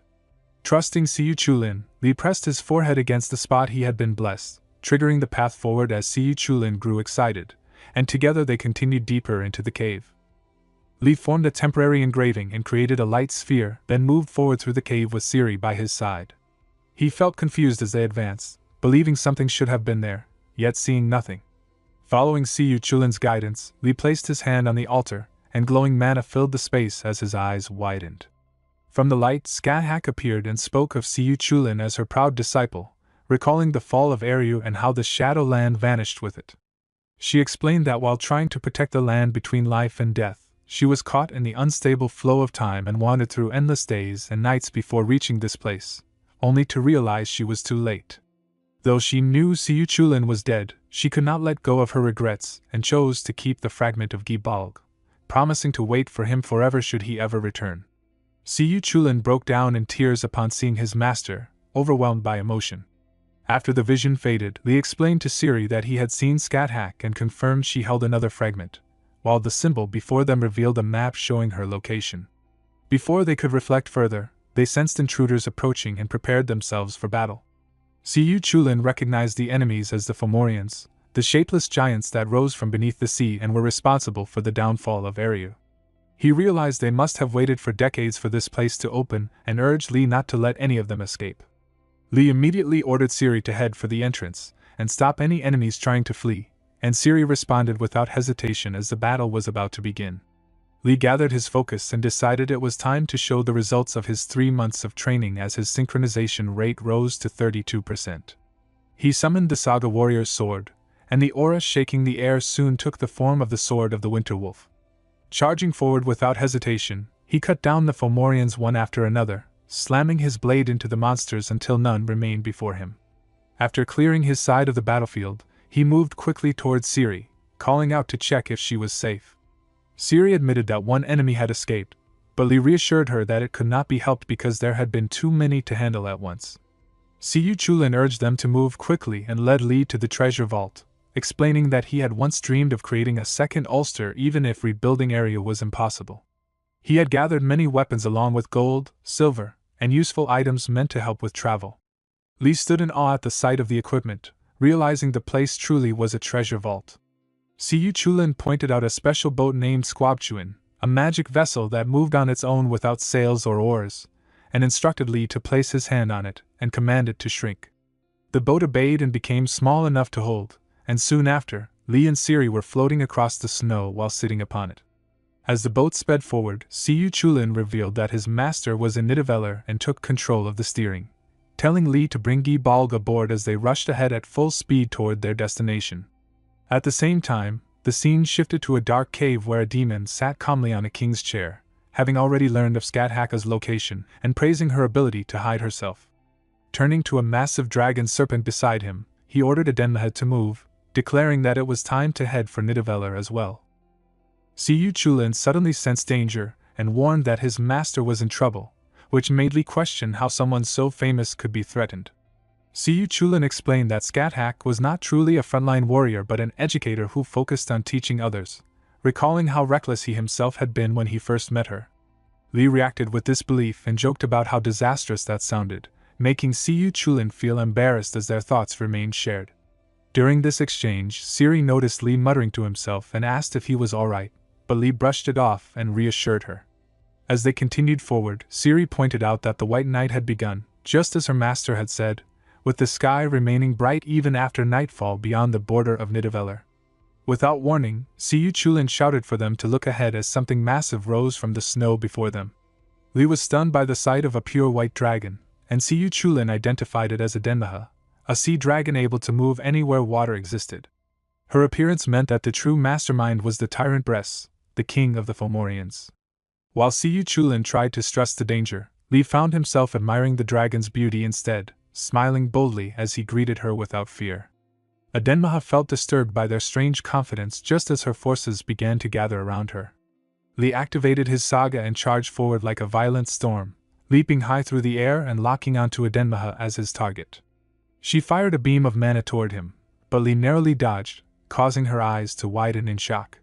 In a swift move, Li hurled a rope around her neck and tried to restrain her, silencing her as the clash between warrior and dragon fully began. Li declared that he was ready as his saga evolved further, awakening the power of the one who commands dragons, a saga especially strong against dragonkind. Adenmaha fell into confusion as the control of her former master broke, and her bond shifted to Li. Smiling with confidence, Li accepted her as his own and ordered her to move with him, only to realize in surprise that she could speak and was female. Adenmaha protested angrily about being treated with a leash, while Li reflected that dragonkind seemed far more intelligent than he had expected. He told her they could talk later and asked her to follow his orders for now, but she panicked and explained that her Hayas was in conflict because she now had two masters. Li quickly understood that her former master Bress had likely ordered her to attack him, while Li's command to protect him caused a dangerous contradiction. Deciding to end it properly, Li asked how to break Bress's control, promising to become a better master and never treat her like a slave. Adenmaha revealed the existence of a slave seal hidden among her scales, and Li quickly found the glowing mark. Without hesitation, he summoned his weapon and destroyed the chains of the seal, ignoring her shocked cries. Siyu Chulin was stunned by how easily the seal was erased, and Li immediately used divine power to heal Adenmaha's wounds. Though she insulted him while recovering, the bond was fully broken, and Li confidently asked her to fight alongside him as an equal. As his saga deepened into domination, Adenmaha felt a strange new sensation and unleashed her power, scattering enemies with her tail. Li took control of the battlefield, firing arrows while telling Adenmaha to handle the rest, wondering how many enemies remained and if her former master would appear. She explained that Bress only showed himself when victory was guaranteed and was unlikely to come. Their brief exchange turned sharp but strangely playful as Li corrected her manners, and she complied with visible irritation. When asked about the next threat, Adenmaha named Midak, a powerful Fomorian who could control beasts and transform himself freely. Far away, aboard another boat, an orc spoke with anticipation, confident that Adenmaha was doing well and eager to spill blood himself, especially against the Shadow Witch. Adenmaha opened her mouth and released freezing ice that swept through the enemies, while Li continued cutting them down beside her. As the Fomorians changed to ranged attacks, the pressure increased, and Adenmaha admitted that she could not last much longer and urged them to retreat. Li quickly realized she was right, knowing that the strongest enemies had not even appeared yet, and that exhaustion would claim them first if the fight continued. Just as doubt crept in, Li saw familiar allies arrive and shouted with renewed spirit, filled with relief at Gander's presence. Ciri explained that she had called for backup and told Li to leave the battlefield to them and focus on finding Lady Scathach. Trusting her, Li asked Ciri to take care of Adenmaha, and Ciri replied that riding into battle was not always so bad. Li and Siyu Chulin escaped together, as Siyu Chulin guided him toward a cave entrance hidden ahead. Li noticed what looked like a barrier, but Siyu Chulin told him to run straight through, assuring him that the presence of Gi Bald would allow passage. Once inside, Siyu Chulin felt the power of another fragment growing stronger, and was confident they would find it quickly despite the twisting path. Li suddenly stopped when he saw Scathach standing before them, appearing somewhat weak, which Siyu Chulin explained was likely due to her just awakening from a long healing sleep. Scathach spoke to Li and asked if he was Arya's successor, her voice leaving a deep impression on him. Li respectfully greeted her as the warrior of Iden, and she invited him closer, asking him to take her hand so she could share knowledge beyond words. She revealed that more than 100 years had passed since Arya fell, yet the Fomorians remained unchanged, and a powerful one was approaching. Li realized she was likely referring to the enemy Adenmaha had mentioned. Apologizing for placing such a burden on him, Scathach explained that as Arya's successor, he was the only one she could rely on. She kissed him gently and blessed him with the power of the Shadowland, entrusting him with Gibalg. Though incomplete, she explained that it remained the strongest weapon of the Shadowland, with Siyu Chulin helping draw out its power. She described how life would turn the spear pure white, while death would settle within it to unleash a deadly curse, reminding Lee that the true purpose of Gibalg was a single fatal strike to sever an enemy's lifeline and warning him never to misuse or show off its power. Lee nodded with resolve, said his farewell to Lady Scathach, and turned away from her without hesitation. As they left the cave, Siyu Chulin lightly teased him, pointing out that even while receiving his master's kiss, Lee had been thinking of another woman. Lee blushed in embarrassment, and realized that his thoughts were far too easy to read, while Siyu Chulin confidently guessed that the Valkyrie Haida was the one on his mind, which Lee silently confirmed with a small smile. Once outside, they looked over the battlefield, and Siyu Chulin quickly drew Lee's attention to the sky. There, the Master of Beasts Midak revealed himself, radiating an overwhelming presence. From Adenma's memories, Lee knew how powerful Midak was and understood that a direct fight would be extremely dangerous. Instead, Lee calmly formed a plan, realizing that since they had spotted Midak first, a surprise attack might succeed. He reasoned that Midak likely did not know Lee was nearby or that Gibalg had been recovered, and if they trusted its power, they had a real chance. However, they needed something faster and higher than Captain Siri to approach unnoticed. Lee's eyes turned to Gander, who was still fighting fiercely on the battlefield. He rushed over and called out to her, causing her to look at him suspiciously and accuse him of having a sly expression. Lee denied it loudly and asked her to transform immediately, promising to explain everything on the way. Soon after, Gander transformed into a griffin, and Lee mounted her back as they took to the sky. Gander confirmed that their flight path remained unnoticed, showing that the enemy had not detected them yet. Lee realized once again how powerful the Valkyrie-class concealment blessing truly was. As they began their dive straight toward the target, Gander warned him to get ready. Lee steadied himself, knowing they only had one chance and could not afford any mistakes. With his resolve burning strong, he rushed forward at full speed, carrying his determination for Aiden into the coming strike. Lee focused all his will, knowing he had only one chance and that no mistake was allowed. In a single smooth motion, he landed behind Midak, and everything happened in the briefest instant. Midak sensed the sudden presence and spun around at once, instinctively understanding that Gibalg was a weapon that left its wielder defenseless if the strike failed. Believing that dodging even once would secure victory, Midak formed an invisible barrier to delay the spear for a moment, planning to twist his body and escape in that gap. As Lee rushed forward, he remembered Siyu Chulin's words telling him not to fear and to trust what he held in his hands. In that moment, Lee realized the one thing Midak had overlooked was the true might of Gibalg. The spear pierced through, wounding Midak beyond recovery, and as Lee slammed his weapon down, Midak shattered into pieces, unable to accept what had happened. Lee staggered slightly, feeling as if his arm might break from the strain, just as Gander returned to her human form and rushed to him, praising his success. Lee noticed that the remaining enemies had only just realized their captain had fallen and were still confused, unable to understand how it had happened. Gander suggested they escape while they could, but Lee refused, deciding that since they had taken down the captain, they should claim the ship as well. Gander laughed at his boldness and agreed to buy him time while he recovered, teasing him for making her work so hard. As Lee steadied himself, his eyes widened when he noticed a glowing crystal ball nearby. At the same time, the scene shifted back to the battlefield where enemies swarmed toward Adenmaha, only to be swiftly cut down by Ciri's arrows. Bjorn observed that the area was completely clear just as someone shouted in shock at the sight of a ship flying toward them. When they realized Lee was the warrior riding a Valkyrie and even Gander herself, voices rose in disbelief and envy as they watched him approach from the sky. Ciri looked at Lee with disbelief and confirmed that he had truly defeated Midak, clearly impressed by what he had achieved. She then thanked Lady Gander for her help, while Gander lightly teased Ciri about spending so much time training with Aiden's Legion that she might end up transferring there. Lee expressed his gratitude as well, but Gander made it clear that bringing reinforcements was not only for their sake. She explained that the Fomorians were allied with the Giants and were enemies of Valhalla too, and that Valhalla also owed a great debt to Scathach. She reminded them that many heroes of Area had fought and bled alongside Valhalla in the Great War, including Scathach's own students such as Siyu Chulin. Gander admitted she would have liked to invite Scathach to Ulla's Legion, though she suspected Scathach would choose Aiden's Legion instead, which he found a little annoying. As Skathak walked forward, Siyu Chulin spoke with satisfaction about how Li had recovered the great ship, calling it a treasured relic of Eryu and stating that Li, as its successor, was its rightful owner. He also remarked that it was the first time he had ever seen the massive ship so full. Siri then shared important news, telling Li that both of them had been promoted to intermediate warriors. Li accepted the news calmly, understanding what it meant for their future.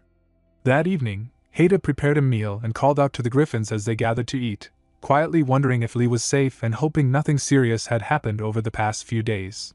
Suddenly, a familiar voice greeted her, and she turned to see Skuld, the youngest of the 3 Norn sisters who governed fate. Skuld asked Haida to take a walk with her, and later that night they stood together, sharing a peaceful conversation that both of them enjoyed. When it was time to part, Skuld hugged Haida and waved goodbye, assuring her that she had not come to deliver any important message and had simply wanted to see her. Yet as Skuld walked away, she silently reflected that once again the threat of fate had reached Aiden's legion, and that the tragedy of that dreadful day might come to pass once more. The flying boat landed, and everyone stepped outside. Li smiled as he introduced Skathak as the Queen of the Shadowlands. Ragnar bowed respectfully, calling it an honor to meet such a beautiful and wise queen and introducing himself as Ragnar Lodbrok. Skathak returned the greeting politely, pleased to meet the great king of the Vikings. Haida introduced herself as a Valkyrie of Aiden's legion, and Skathak mentioned that she had heard many stories about her, which made Haida curious. Li, a bit confused, then introduced Adenmaha, the sea serpent from Eryu. Haida blushed at the sight of Adenmaha and welcomed her, asking her to wait nearby while she prepared a place for her to rest, and invited Skathak inside. Li's eyes widened at the way Haida looked at Skathak, and Siyu Chulin commented that her gaze reminded him of a wife seeing her husband barging in with friends unexpectedly. Later, Haida reflected on the situation, noting that with the flying longship, Skathak, and Adenmaha on their side, they would gain a big advantage, but she remained cautious because Bress was known to be relentless and petty. Li reminded her that they had also obtained other resources, and Haida examined the stones they carried, realizing they were magic summoning stones from area that could call anyone they had contracts with, allowing her to summon Rallo or Adenmaha at any time. She asked how Li knew this, and he explained that Siyu Chulin had guided him through his will. Haida noted that they might not need to ride Siri or the Valkyries anymore, to which Li replied that he thought that might be true. Siyu Chulin, however, teased him about riding Gander and being thrilled by it, claiming Li had treated it like a trophy. Li shouted back in denial, insisting no one else could hear him.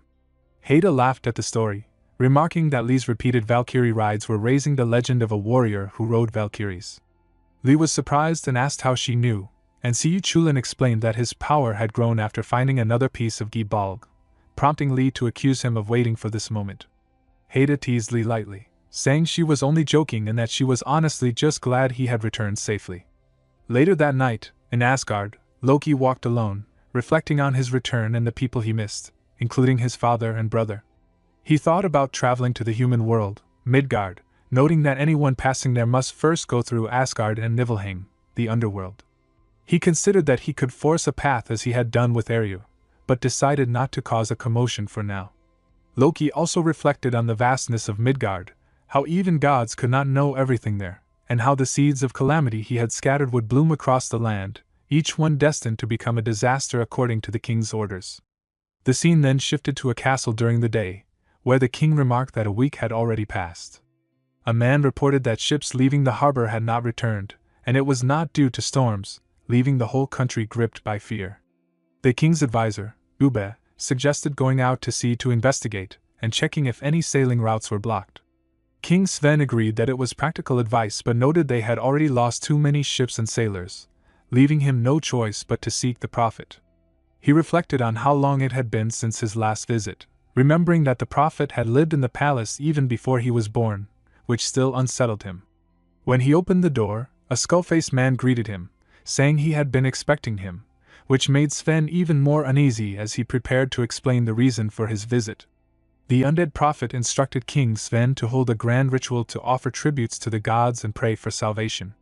He explained that 9 of each kind of animal should be gathered, a great fire lit, and the animals' throats slit to offer their blood. If the disaster was caused by the gods' anger, their wrath would be appeased, and if it was a true calamity, the gods would resolve it. Sven agreed that it was better to act than to wait for death, though he briefly wondered at the strange sight of the undead's neck stretching oddly. Later, Lee spoke with Ragnar, who explained that the warriors of Valhalla would soon be dispatched to Midgard, the land of the living. Lee confirmed his understanding, noting that the Legion's warriors were excited at the thought of seeing family or friends. Ragnar added that while that was part of the reason, many of the warriors had died without regrets, so this mission offered them an opportunity for something greater.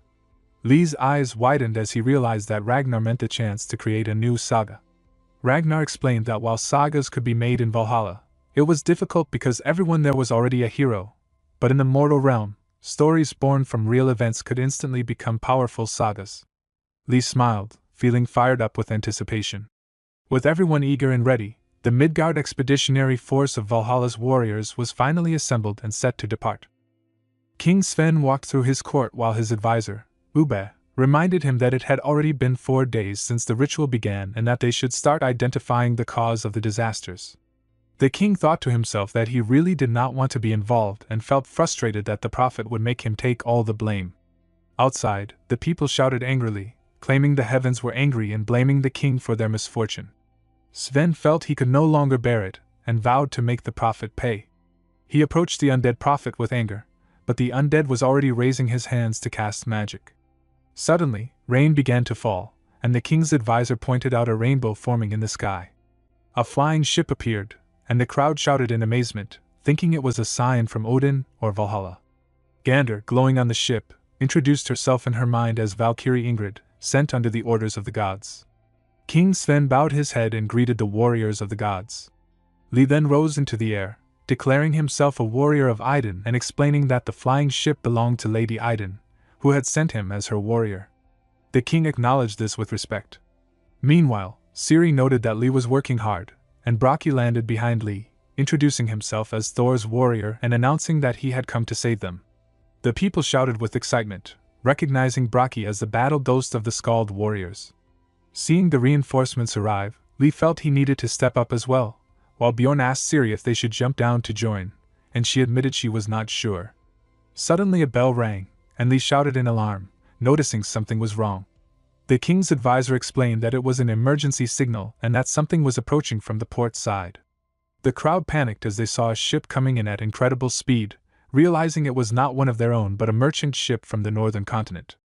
When the ship stopped near the ocean bank, a man pointed out that something was jumping out of the ship. It was the boss Kraken, which immediately attacked. Gander said they needed to take down the sea monster and rescue the people. Lee decided to handle the Kraken himself, and told Captain Siri to take the helm while Adenmaha joined him. Lee summoned Adenmaha, who appeared as a massive sea serpent, surprising the onlookers. He instructed her to handle the situation, and she complained that she had been eating, but immediately responded when enemies attacked. Lee told her to lure the Kraken away from the ship, and she moved quickly, using ice attacks to fight it. Lee thought that if they had met the Kraken at sea unprepared, it would have been disastrous. The people cheered as the Kraken was knocked off the ship and called to bring the sailing ship closer. Lee smiled, realizing they could now fight properly, while Chulin warned him that the Kraken's tentacles would likely regenerate, so they needed to target its legs. Lee then used the Saga Heavenly Armament, Giant Sword, preparing to strike at the monster. Chulin shouted that even if the monster had dozens of tentacles, it only had 10 legs, and if they kept cutting them down, the monster would be the one losing patience. The boss attacked fiercely, but Lee stepped forward and slashed his sword, cutting several tentacles into pieces as they fell back into the sea. Adenmaha warned that another leg was coming, and Lee immediately yelled that they should cut it now. He swung his sword with all his strength, but the blade barely went through, and he shouted in frustration that the leg was extremely tough. The boss counterattacked again, forcing Lee to dodge while thinking that if this fight were on land, it would not be such a problem, and if only he could pierce the main body with Gibalg. Chulin then called out to Adenmaha and suggested that she give it her all, saying that Tae-ho was a good enough master. Lee was shocked at the idea of full power and realized that she had been holding back all this time. He thought about how the Geas could force her to obey, but he refused to treat her like a slave, so he told Adenmaha to act as she wished. Adenmaha complained loudly that she hated such obvious situations and said that if he had just ordered her, she could at least resent him. Still, she admitted to herself that compared to her previous master, Lee was far better. She warned that she could only use her full power for a short time and that it would consume a huge amount of mana, and after that, he would have to take care of her. Lee smiled calmly and agreed without hesitation. Siri shouted from above that the rescue was complete and that they would join in to help. Lee responded with excitement and told the Denmaha to show her full power. Denmaha shouted for them to hold on tight and rushed toward the boss, releasing an energy blast that shook the air. People shielded their eyes and stared in shock. Denmaha transformed into a human and called on the power of the sea, splitting the waters to fully reveal the boss. Siri was shocked to see the entire body of the boss exposed. Denmaha shouted urgently that she might die and urged everyone to go quickly. Lee called out to Siri, telling her that now was the time. Siri fired Saga the Witch's arrow, which never missed, straight at the boss, while Brocky slammed down with his hammer imbued with thunder. Lee rushed forward as well and attacked the boss with golden mana beams. Denmaha used all her strength and became unconscious, falling as the sea returned to its normal state. Siri called out desperately for Lee and Brocky, and the two quickly raised her to the surface. Lee shouted in concern for Denmaha, and she responded emotionally, reminding him that he had promised to take care of her. Lee apologized as the crowd erupted in cheers, praising the warriors of Valhalla and hailing Odin and the warrior of Idun. Even the king expressed his admiration for Denmaha. Siri then noticed Lady Ingrid, and Gander warned that something was approaching fast, not the hunter but the prey. A new creature appeared from the water. Brocky stood on the octopus and commented on its size, joking about whether they should roast or boil it. Suddenly Siri shouted to Lee and Brocky that something was coming their way.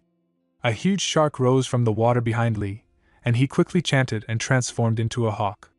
Brocky swung his hammer at the shark, yelling that whatever it was dinner tonight. More sharks began rising from the water. Siri warned that enemies were incoming and told everyone to protect the people. Gander glowed with golden light and destroyed several sharks with powerful mana beams. The sharks reached the ship, causing the people to panic and shout to evacuate. Brocky slammed his hammer repeatedly, noting that even on land the fish were fast. Lee called out to Denmaha to retreat, and she warned him to be careful. Chulin advised Lee to fall back and reorganize their forces because the ones on the flying ship were interfering. Gander said they were retreating and that protecting humans came first, explaining that the monsters were the real cause of the sea blockade and that they would have to deal with them again soon. Suddenly, a strange sound echoed, and Gander asked what it was. Lee shouted in shock as a massive shark appeared, and Siri wondered if it was the leader because of its enormous size. Brocky questioned if it was a declaration of war, and Chulin told Lee that it was time to move. Later that night, the king raised his drink in the hall, praising the warriors and celebrating their feats. He specifically acknowledged the warrior of Idun and mentioned seeing a goddess like Valkyrie in action. Lee thought to himself that even though Denmaha was not a Valkyrie, he would let them say what they wanted and referred to the new saga of the warrior who rode a Valkyrie, realizing that it had truly become a saga. Siri said that the nickname was not completely absurd and that it was already known in Valhalla, and the people of Midgard witnessing it may have triggered its spread. Lee thought that Captain Siri seemed a little drunk. Siri then remarked that Lee was working hard by promoting Lady Idun, and Lee replied that it was better to do it while he could, since it would feel stranger not to promote her at all. Siri silently reflected that people had to die to reach Valhalla and that battles happened often, but building true belief in Idun normally took a very long time, yet she found his efforts strangely cute and decided not to comment. The king loudly began praising the great warrior of Idun again, making Lee think that the celebration was repeating itself. Later, Gander said they had enjoyed themselves enough and it was time to prepare for the next day. When someone asked for more private time, she immediately refused and asked King Sven for a room to hold a strategy meeting, which he eagerly agreed to guide them to. Gander explained that the real cause of the Black Sea route was the monster sharks, and their goal was not to kill them all but to defeat their leader, since the rest would fall apart afterward. Bjorn questioned how they were supposed to fight such a creature, and Gander explained that they could not simply sail up or board it, but with proper preparation there was a way, as she was a Valkyrie of the Njord Legion. Bjorn reacted with excitement, clearly impressed. Lee then asked Captain Siri who Lord Njord was, and she answered that he was the god of the sea. Gander said she would show them how to fight. On the following bright day, Gander praised King Sven for his courage in choosing to accompany them, noting that the enemies were likely preparing as well. Siri added that the bold appearance of the monsters the previous day proved it. Lee declared that they were fully prepared and asked if it was time to begin.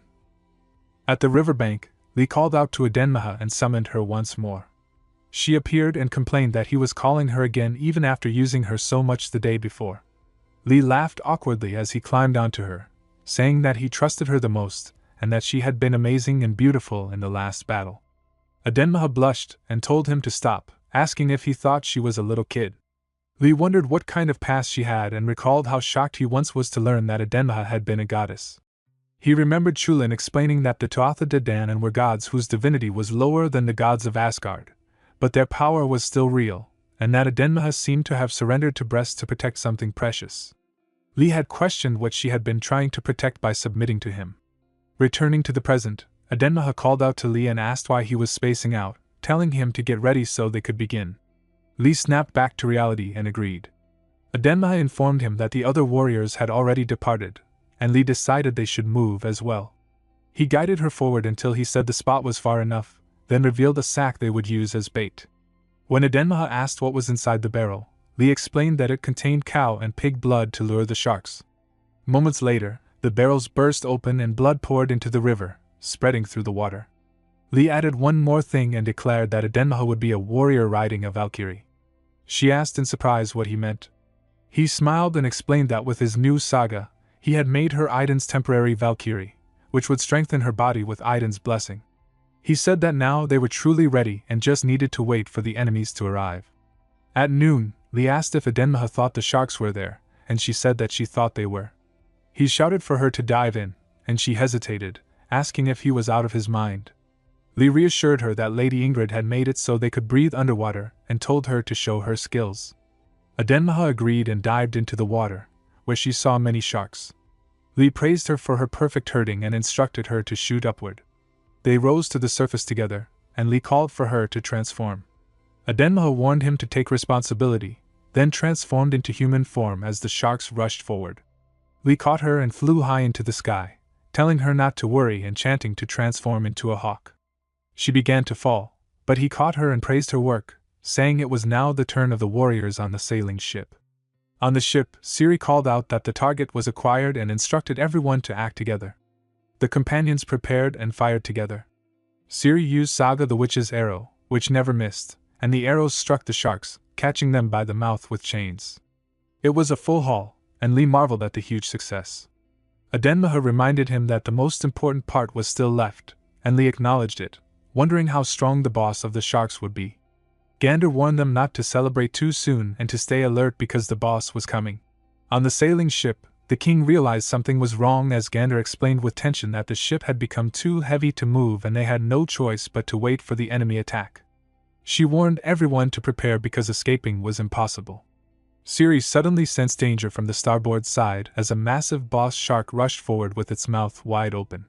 She ordered Bracci to fall back, but the huge shark latched onto the edge of the ship, making it tilt dangerously.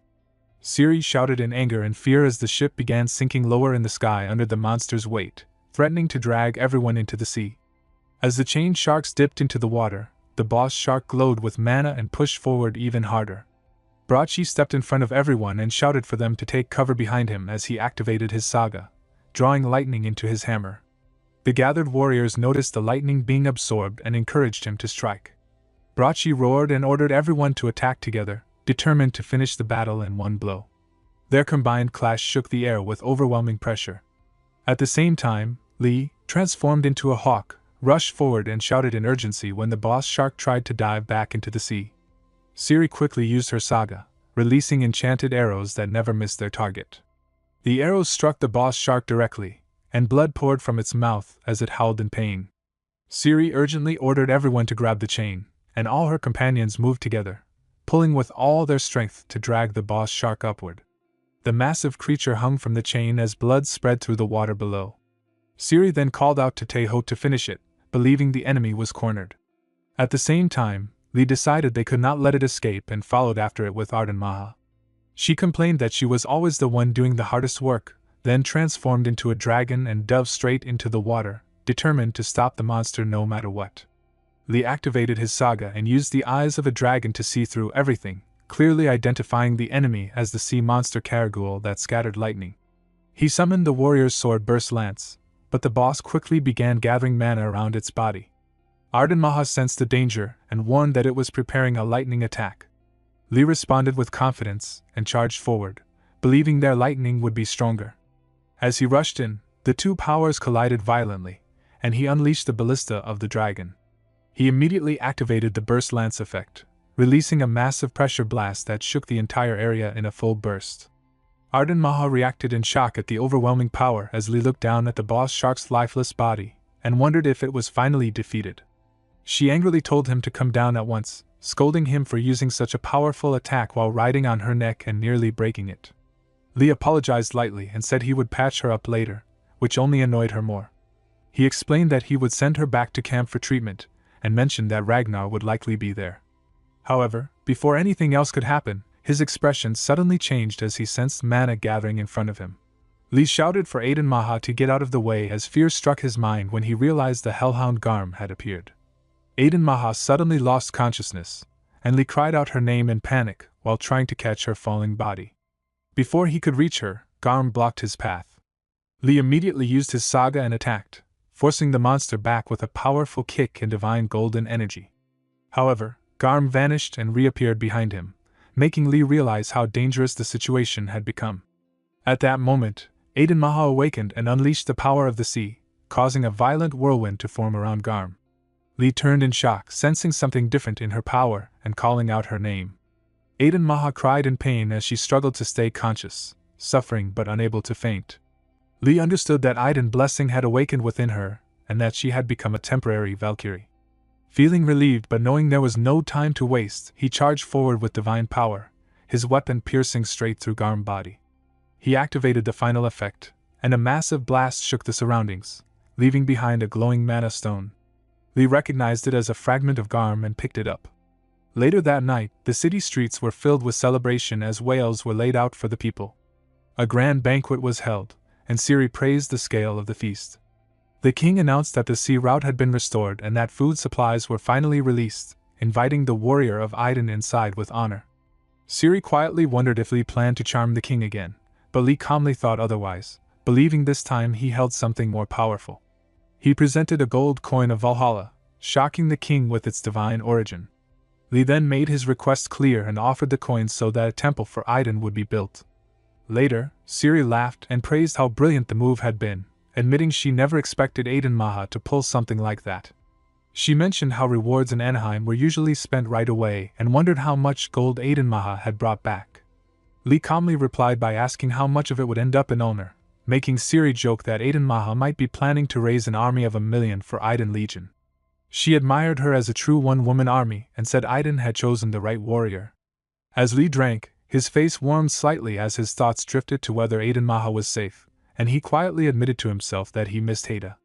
Ciri noticed his distant look and asked what he was thinking about. Li gently turned the question back to her, wondering if there was someone she missed as well, and even mentioned Rolf. Ciri blushed and explained that Rolf was someone she truly cared about, but only as her little brother. Li was shocked by the revelation, and Ciri clarified that Rolf reminded her of her real younger brother, which was why she felt that way. Li could only think that Rolf was truly doomed. Later that night, Li lay on his bed, thinking about how much he wanted to see Haida. He remembered how she used to visit him at night, while he was away on expeditions, and felt it would be too much for her to come all the way to Midgard. He recalled her saying it was hard on her as well.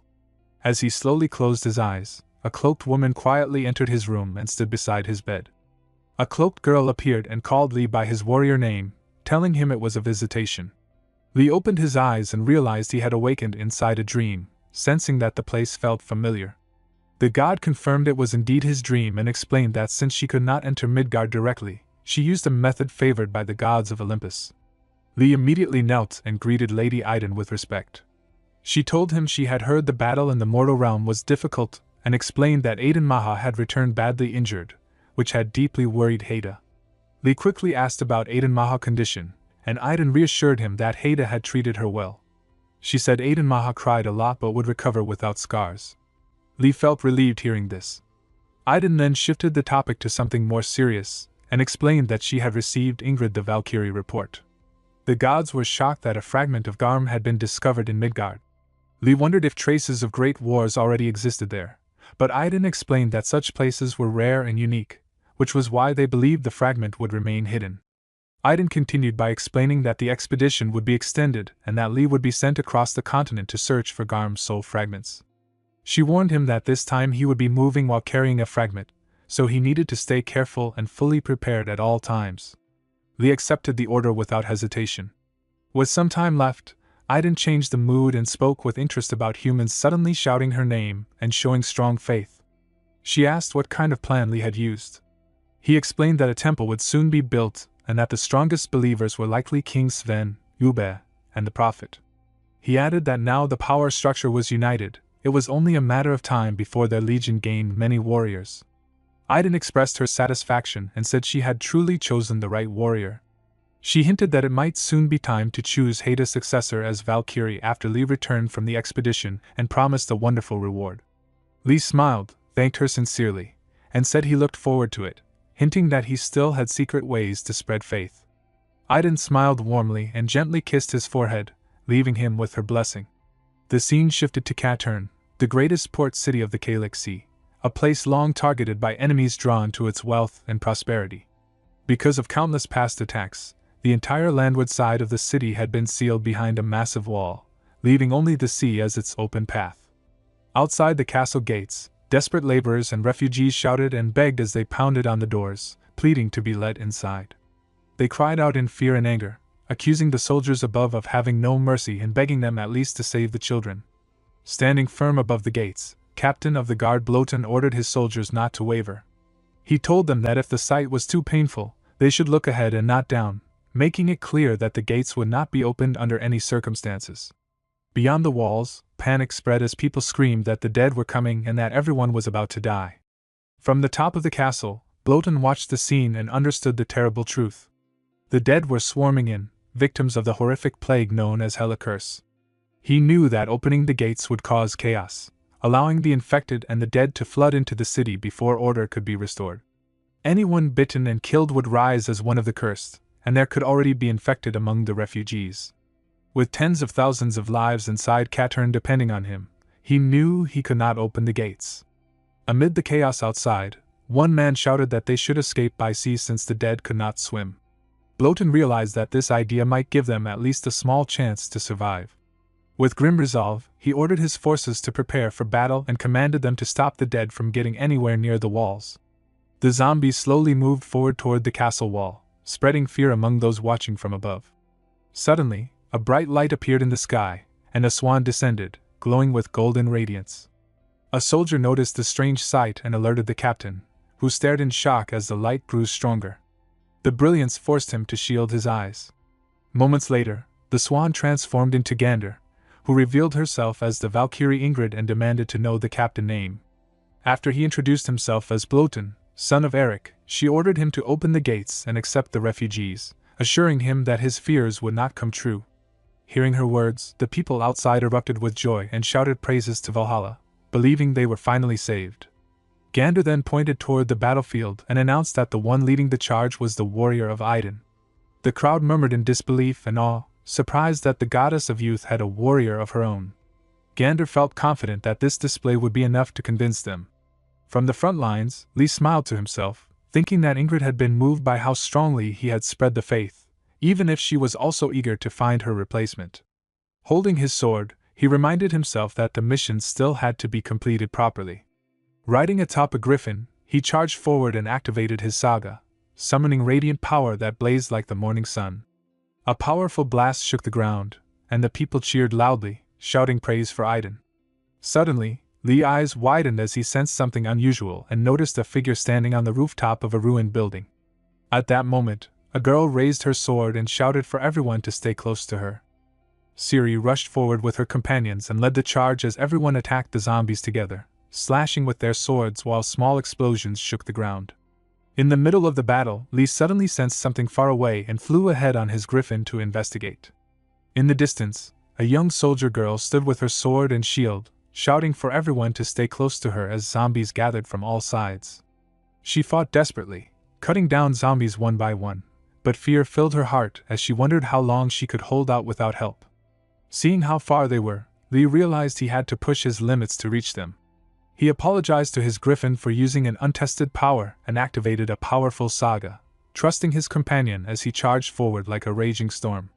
At the same time, the girl felt her strength fading as the sword grew too heavy and zombies closed in around her. Trembling, she believed the end had come, but suddenly she sensed something strange. Golden light surrounded her and the children with her, and when she looked up, she saw Lee descending from the sky, making her think a god had appeared. Lee quickly checked if everyone was safe and confirmed that no one was hurt. He pointed to the griffin and told them to get on so it could carry them back to the wall. When the girl asked about him, he calmly told her he was the warrior of Aiden and assured her not to worry, blessing her in Aiden's name. Blushing with relief, she and the others climbed onto the griffin and promised to wait for him at the wall. Lee waved with a smile as they flew away, then turned back toward the battlefield with resolve, ready to blast his way back toward the gates. The scene shifted as the refugees who had witnessed the miracle of the Valkyries and the warriors of Valhalla entered the fortress in perfect order without any trouble. The battle ended far sooner than expected. Although there were countless dead, they had charged blindly without skill or strategy. After the fighting settled, Lee approached Ciri, calling out to her with concern. She greeted him calmly and assured him that she was fine, even though things had become chaotic for a moment when he went missing. Lee smiled and thanked her, praising her as amazing as always, then explained that he needed to head out first because of Rollo. Ciri nodded and accepted his decision.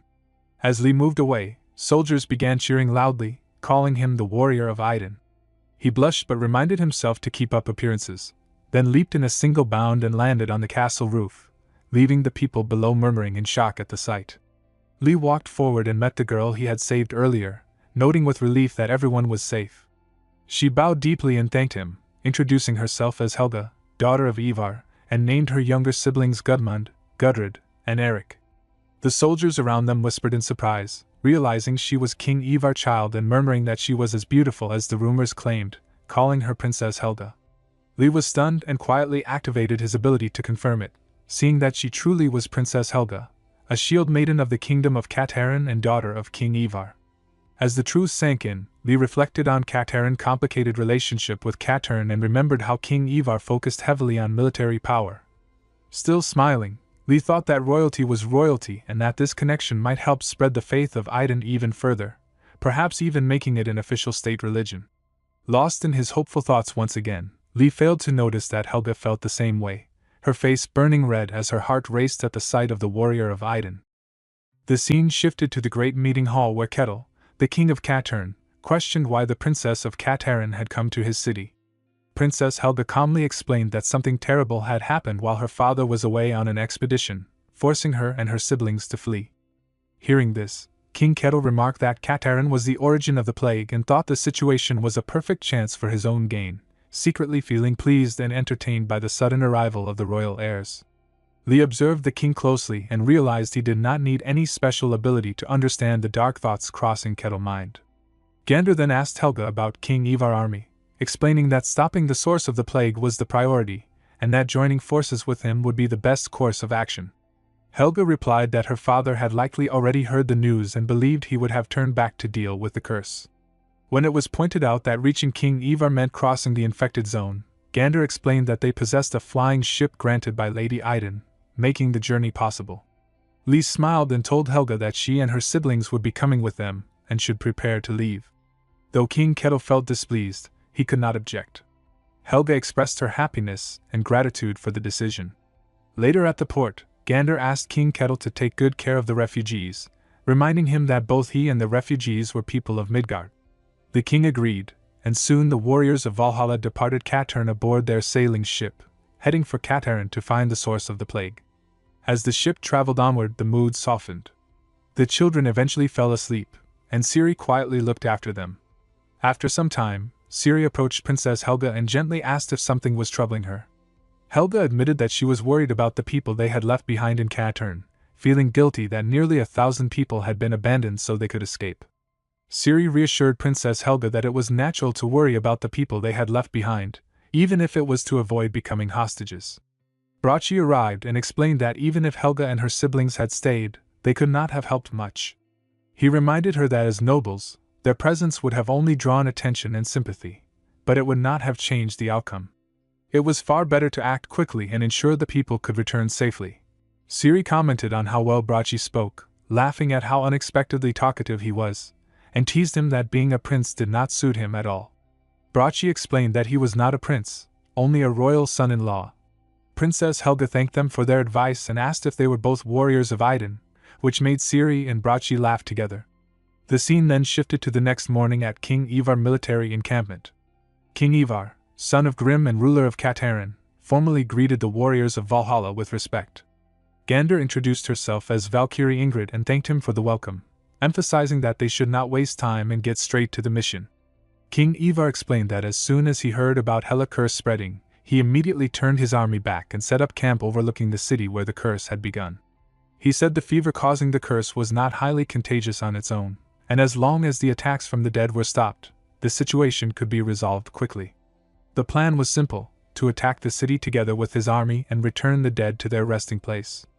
Lee sat on his griffin as Gander asked if they should depart. He nodded in agreement, and Gander shouted a battle cry for Asgard and the Nine Realms, which the soldiers echoed with fierce spirit. From above, Lee observed the battlefield and noted that King Ivar commanded his troops well. Gander then explained the strategy in motion. The city stood beside a great river leading to the sea, with open land on all sides, making it easy to grow but also easy to invade. Instead of fully surrounding it, they advanced from the southwest and drove the dead toward the winter tree forest, planning to break open the path first. With that command, Gander and the soldiers charged forward. King Ivar ordered his men not to let a single enemy escape and to drive them all out. Suddenly, dark clouds gathered in the sky, causing alarm among the soldiers as they realized Stragos were present along with a vampire. King Ivar saw the enemy retreating and ordered his troops to herd them toward the winter tree forest. Watching from above, Lee felt satisfied that everything was going according to plan and prepared to head to the forest to finish the fight. However, his expression changed when he noticed something wrong. He realized the winter tree forest, which had been far away before, was now moving. Chulin confirmed the impossible sight, stating that the entire forest seemed alive, like a single living creature advancing toward the city. King Ivar shouted in panic as the enormous forest advanced, admitting that they had fought countless enemies before but had no idea how to face a moving forest. He ordered a retreat and told everyone to fall back inside the city. Despite the command, many warriors stood their ground. Brachi smiled and joked about everyone having the same thought at once, while a warrior declared that in times like this they had to step up and get to work. Gander shouted for the warriors of Valhalla to charge and stop the forest from reaching the city. The warriors rushed forward, shouting and splitting up, eager to test their new sagas. Soldiers watched in shock as the forest was torn apart, amazed at the power of the Valhalla warriors. Even King Ivar expressed his surprise and admiration for their strength. Lee, smiling, decided he could not just stand by either, and called for Edenmaha. A massive sea serpent appeared before him, landing on the ground, and Lee shouted her name. Edenmaha looked up at him, and he told her to get ready. She was shocked, and soldiers were stunned to see the sea serpent there, unable to believe what was happening. Edenmaha muttered that it was so unfair, though she obeyed. Gander approached Lee and reminded him that somewhere in the forest was a shard of Garam's soul that they had to retrieve. Lee spotted the energy of the soul fragment in the distance, and shouted that he would take the lead. He told Edenmaha to get on his back for help. Edenmaha transformed into human form and sat behind him, asking if their goal was to stop the forest. Lee confirmed it and explained that if they flooded the forest using the nearby river, which connected to the sea, they could stop its advance. Edenmaha shouted to release the power of the sea, and waves surged forward, destroying the enemies in their path. Lee smiled as he watched the forest collapse from the edges and praised Edenmaha for her incredible strength. She admitted she was exhausted and asked if she could rest, but Lee apologized and asked her to help a little longer. Crying, she called him mean, then transformed back into her sea serpent form and resumed attacking their enemies. Suddenly, Lee spotted a red tree in the distance, and realized it must be the core moving the forest. As they approached, large roots sprang up, blocking them from the air. Lee decided they had to get to the ground, and Siri, in her wolf form, offered her back for him to ride. Lee praised her timing, told his griffin to return, and jumped onto Siri back. Together they rushed forward at full speed, and Lee activated his saga, slashing with the sword of the winter wolf toward the red tree. He cut through it, and called out, hoping that Garm's soul was contained in the shard. Gander transformed back into human form from her swan and landed in front of the tree shard. Lee, noticing danger, shouted to warn her that Garm's spirit form was behind her, but Gander remained standing as the spirit charged straight toward her. Lee panicked and shouted her name. Gander unleashed her divine power and sealed the attack, destroying Garm Phantom as it scattered and vanished into nothing. Lee stared in shock and praised the sight, amazed by how easily the spirit disappeared. Gander calmly acknowledged his efforts and said the battle was finally over. All around them, soldiers shouted in joy as the forest stopped moving, cheering loudly for the warriors of Valhalla. King Ivar smiled in awe and admitted that the battle had been beyond anything he imagined, wondering if these truly were the legendary warriors he had always admired. Lee and his companions shared in the happiness, believing the crisis had ended. However, in the middle of the celebration, Bress watched with a wicked smile and decided the timing was perfect. He ordered an attack while everyone was relaxed and drunk on victory. Without warning, a powerful dusty blast shook the ground, leaving everyone confused. When the dust cleared, Gander was seen lying wounded on the ground, and a man named Balzac stood near her. Lee rushed forward in panic, shouting for Gander to get away as he activated his saga and charged with his blade. Suddenly, a snake struck at Lee, making him realize the enemy power was far from ordinary. Siri cried out in alarm, and Brachi shouted in fury, demanding to know who the attacker was and swearing to kill him. Hidden behind the chaos, Bress commanded Balzac in his thoughts, ordering him to strike the Valkyrie first with a surprise attack, believing the rest would fall into disorder. Suddenly Chulin shouted for Lee to close his eyes and not look at the enemy, but it was already too late. Lee turned in confusion and saw his companions frozen in place. Siri struggled and explained that her body was completely paralyzed. At the same time, Bress ordered Balzac to finish off the Valkyrie first, and Balzac leaped high into the sky. Lee realized in panic that they were targeting Gander again and that there was no time to think of another plan. As Balzac rushed down, Lee threw himself over Gander to shield her and desperately called out to Adenmaha. She appeared at once and struck Balzac with overwhelming force, slamming him into the ground. The warriors suddenly felt their bodies loosen as the paralysis faded, and they shouted in relief that they could move again.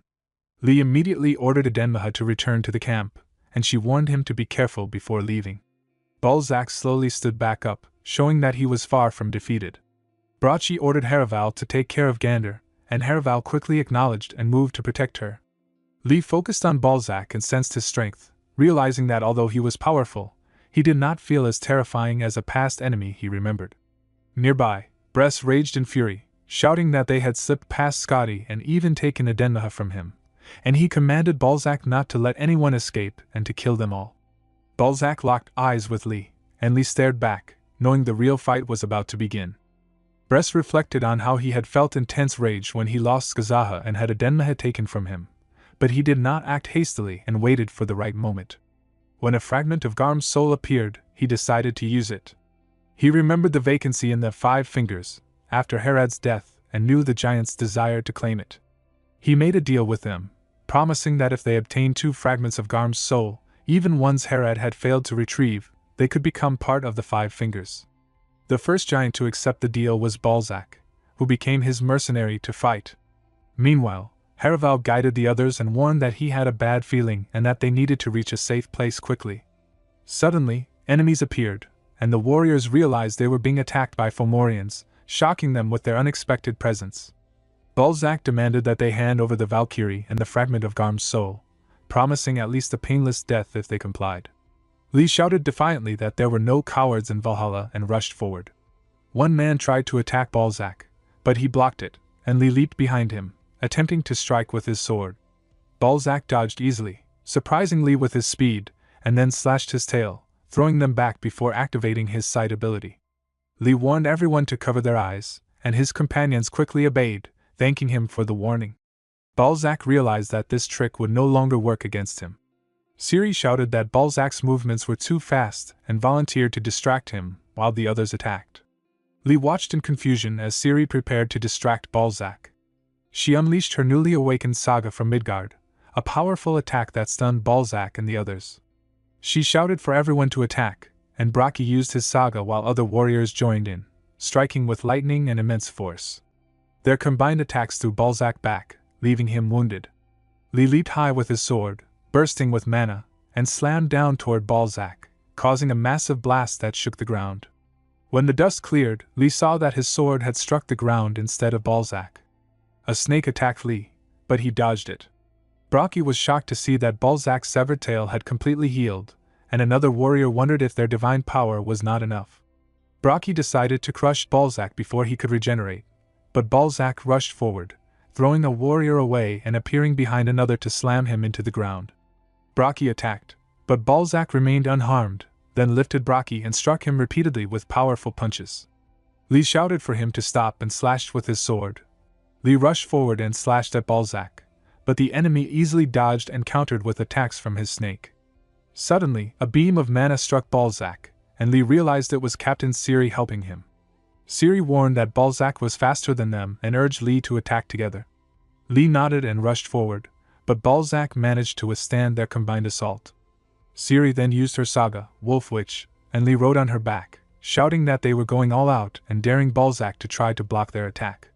Lee focused all his divinity into his sword, aiming for Balzac's neck, knowing he could not use his Gi-Bald charge after exhausting his energy against the Kraken. Balzac acknowledged Lee's formidable aura but believed it would not affect him. The two stood facing each other, bursting with mana, until Lee suddenly appeared behind Balzac and raised his sword. He slashed, cutting Balzac's snake, and then struck again, landing on the ground.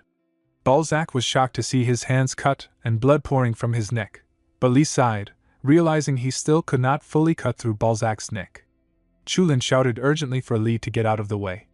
Balzac rushed forward and slammed Lee to the ground, causing him to scream in pain. Balzac's thoughts burned with determination as he wanted to make sure Lee was finished for good, and a red aura flared around him. Chulin shouted for Lee to get up, but Lee felt his body refuse to move. He wondered if this was all he could do and if he had to simply wait for another miracle from a god. Balzac leaped high into the sky and came rushing down, transforming into a massive snake and creating a powerful blast. From a distance, a warrior and the soldiers watched in shock, wondering what the explosion was and if the warriors were okay. Princess Helga looked on with concern for the warrior of Aiden. When the dust settled, both Lee and Balzac were still standing, and Balzac muttered that it was unbelievable. Chulin observed Lee and wondered with a smile what kind of restriction he had imposed at that moment, suspecting that he had used a Hayas. Lee stood firm, mana flaring around him, ready to continue the fight. Chulin thought about the nature of a Hayas and how it was a double-edged sword, granting great power but demanding equally great constraints. He realized that Taeho had created a new Hayas for the first time since Arya's fall, though he wondered what vow Lee had made and if it gave him enough power to defeat the giant before him. Lee had limited the gain from his Hayas to only divinity, accepting a restriction of not being able to use divinity for half a month. He then activated his legendary saga, Warrior of Aiden, to face Balzac. Balzac, surrounded by dark mana, rushed forward, and Lee closed his eyes, thinking of Aiden, before opening them and cutting off Balzac's arm. Balzac quickly regenerated it, and Lee realized he needed to deal enough damage to prevent further regeneration. He summoned his saga, Warrior's Sword Burst Lance, but hesitated, wondering how he could hit such a fast enemy with a large weapon without an opening. Brockie threw his weapon at Balzac, hitting him and creating a chance for Lee. Balzac countered with a paralyzing beam, but Siri distracted him using her saga, a beautiful and noble flower that blooms on the battlefield. Lee smiled and activated his divinity-powered full buster, piercing his sword into Balzac as a golden aura exploded around them. When the dust cleared, Siri asked if he was okay, and Lee, exhausted, confirmed that it looked like they had won and fell to the ground. Later in the room, Chulin asked Taeho if he was finally awake and told him that it was already sunset. He said that Princess Helga had come by to check on him 4 times while he was out. Lee asked what was going on with Helga, and Chulin explained that it was probably because of the banquet and the aftermath of the plague. Lee asked if the battle was over, and Chulin said that it was their victory. He explained that the Fomorians had appeared, likely because of Bress, but they fled quickly once the giant fell. He praised Lee, saying that his achievement was impressive and that they could talk about the Hayas later. Lee thought he was probably in for a lecture. Outside, people murmured about Princess Helga, admiring her beauty and noting that she looked like a storybook princess. They also noticed that Siri looked much prettier, possibly because of her new saga. A glowing sword appeared in a tree stem, and Brockie commented on how unusual it was. Gander felt a strong magical power from the sword. The king explained that the sword was special and would reveal itself only to someone worthy. Brockie suggested smashing the tree to take the sword, and the king said it might work if he could actually break it. Brockie attacked the tree with his mana-filled hammer. Nearby, Lee noticed the noise and thought that banquets were very loud in this country. At the banquet, Lee felt his ears ringing and complained with shock about the noise, only to realize the hall was exploding with cheers for the warrior of Iden. People shouted his title again and again, praising Iden and celebrating his arrival with wild joy. Lee turned to see Yu Chulin with confusion, asking if he was seeing this right, while Chulin reacted with disbelief at the strange object placed there. The king and the princess warmly welcomed Lee, and Gander greeted Taeho with a calm smile. Brockie then explained with excitement that the sword stuck in the tree was special and filled with great magic power, confirmed by both King Ivar and Ingrid. He admitted they had tried everything to remove it but failed, as the tree would only open for someone truly worthy. Out of curiosity and hope, they decided to let Lee try. When Lee looked at the sword, it began to glow, and his eyes widened as he grabbed the hilt and pulled it free with ease. The crowd erupted in shock and joy as the sword came out, while Chulin quickly urged Lee to take out Gibalg and hold it near the blade. Lee realized in that moment that freeing the sword was not the end, as it contained a fragment of another artifact, and the fact that he already held the matching fragment meant that a new legend was born in Midgard that very night. Later that night, Lori watched events unfold and quietly reflected that things were moving far faster than expected. He believed the overall fate had not changed, but the pace was completely different. He had expected a long struggle with the sea monster, yet everything had already been resolved, including the problems of the winter woods. He wondered if all of this was because of the warrior of Iden and the impact he brought wherever he appeared. Later in a quiet room, Gander listened carefully as Lee explained his condition. She reacted seriously when he told her that he could not use his divinity for 15 days. Lee confirmed it calmly and added that only about 13 days and a few hours now remained, making the coming days feel heavy with pressure and uncertainty. She explained calmly that it was obvious, but it would be better if the weakness of his skills was not widely known. She said that while she needed a clear understanding of the warrior's strength and abilities, it was safer for others not to know, and she thanked him sincerely for trusting her. Lee responded without hesitation that it was natural because it was Ingrid, which made her smile as she said that was a pleasant reason and that she would trust him as well. She then placed her hand on him and granted him her blessings. Chulin quietly remarked that his collection of Valkyrie blessings was growing, causing Lee to blush and tell him to be quiet. As she turned away, she added that there was one piece of good news. She explained that while he could not use his divinity, he could remain on standby for now. She judged that continuing the expedition with their current strength would be too dangerous, so she had requested reinforcements from Valhalla. Lee reacted with confusion, wondering who could possibly be coming. Later, under a bright and shining sky, people cheered loudly as Valhalla and Odin were praised. Lee smiled the moment he saw Raskrid and called out her name. Raskrid greeted them warmly, saying it had been a long time and that she was glad to see both of them in good health, adding that she had heard of their many achievements on the battlefield. Ciri and Lee thanked her together. Raskrid then explained that there was a reason she had called them separately. She reminded Taeho of her words about repaying a debt, and asked if he remembered the Battle of Svartalfheim. When Lee confirmed it, she said the time had come to settle that debt. She revealed that Ragnar Lodbrok had made a request to her, and that she had heard Lee had gathered many elemental runes. Ragnar wanted her to teach him about elemental power, and Lee realized that although he had collected many elemental runes in different ways, he had never truly learned how to use them. Raskrid explained that simply possessing elemental runes already gave some benefits, but using them properly required learning how to control their power. She warned that there would not be much time to teach, yet because she was training him personally, she promised he would see clear results, and told him to prepare himself. Lee admitted that it sounded scary, while Ciri commented that it would probably still be better than their master's lessons. Later, they trained on the ground under Raskrid's guidance, pushing their bodies to the limit. When the session ended, Raskrid told them that was all for the day and explained that starting tomorrow the training would last from morning until night. She assured them she would leave them with just enough strength to endure, so they should not worry. Ciri and Lee collapsed on the ground, completely exhausted. Ciri muttered that Raskrid was even harsher than their master, while Lee described the training as ultra-hardcore Spartan training.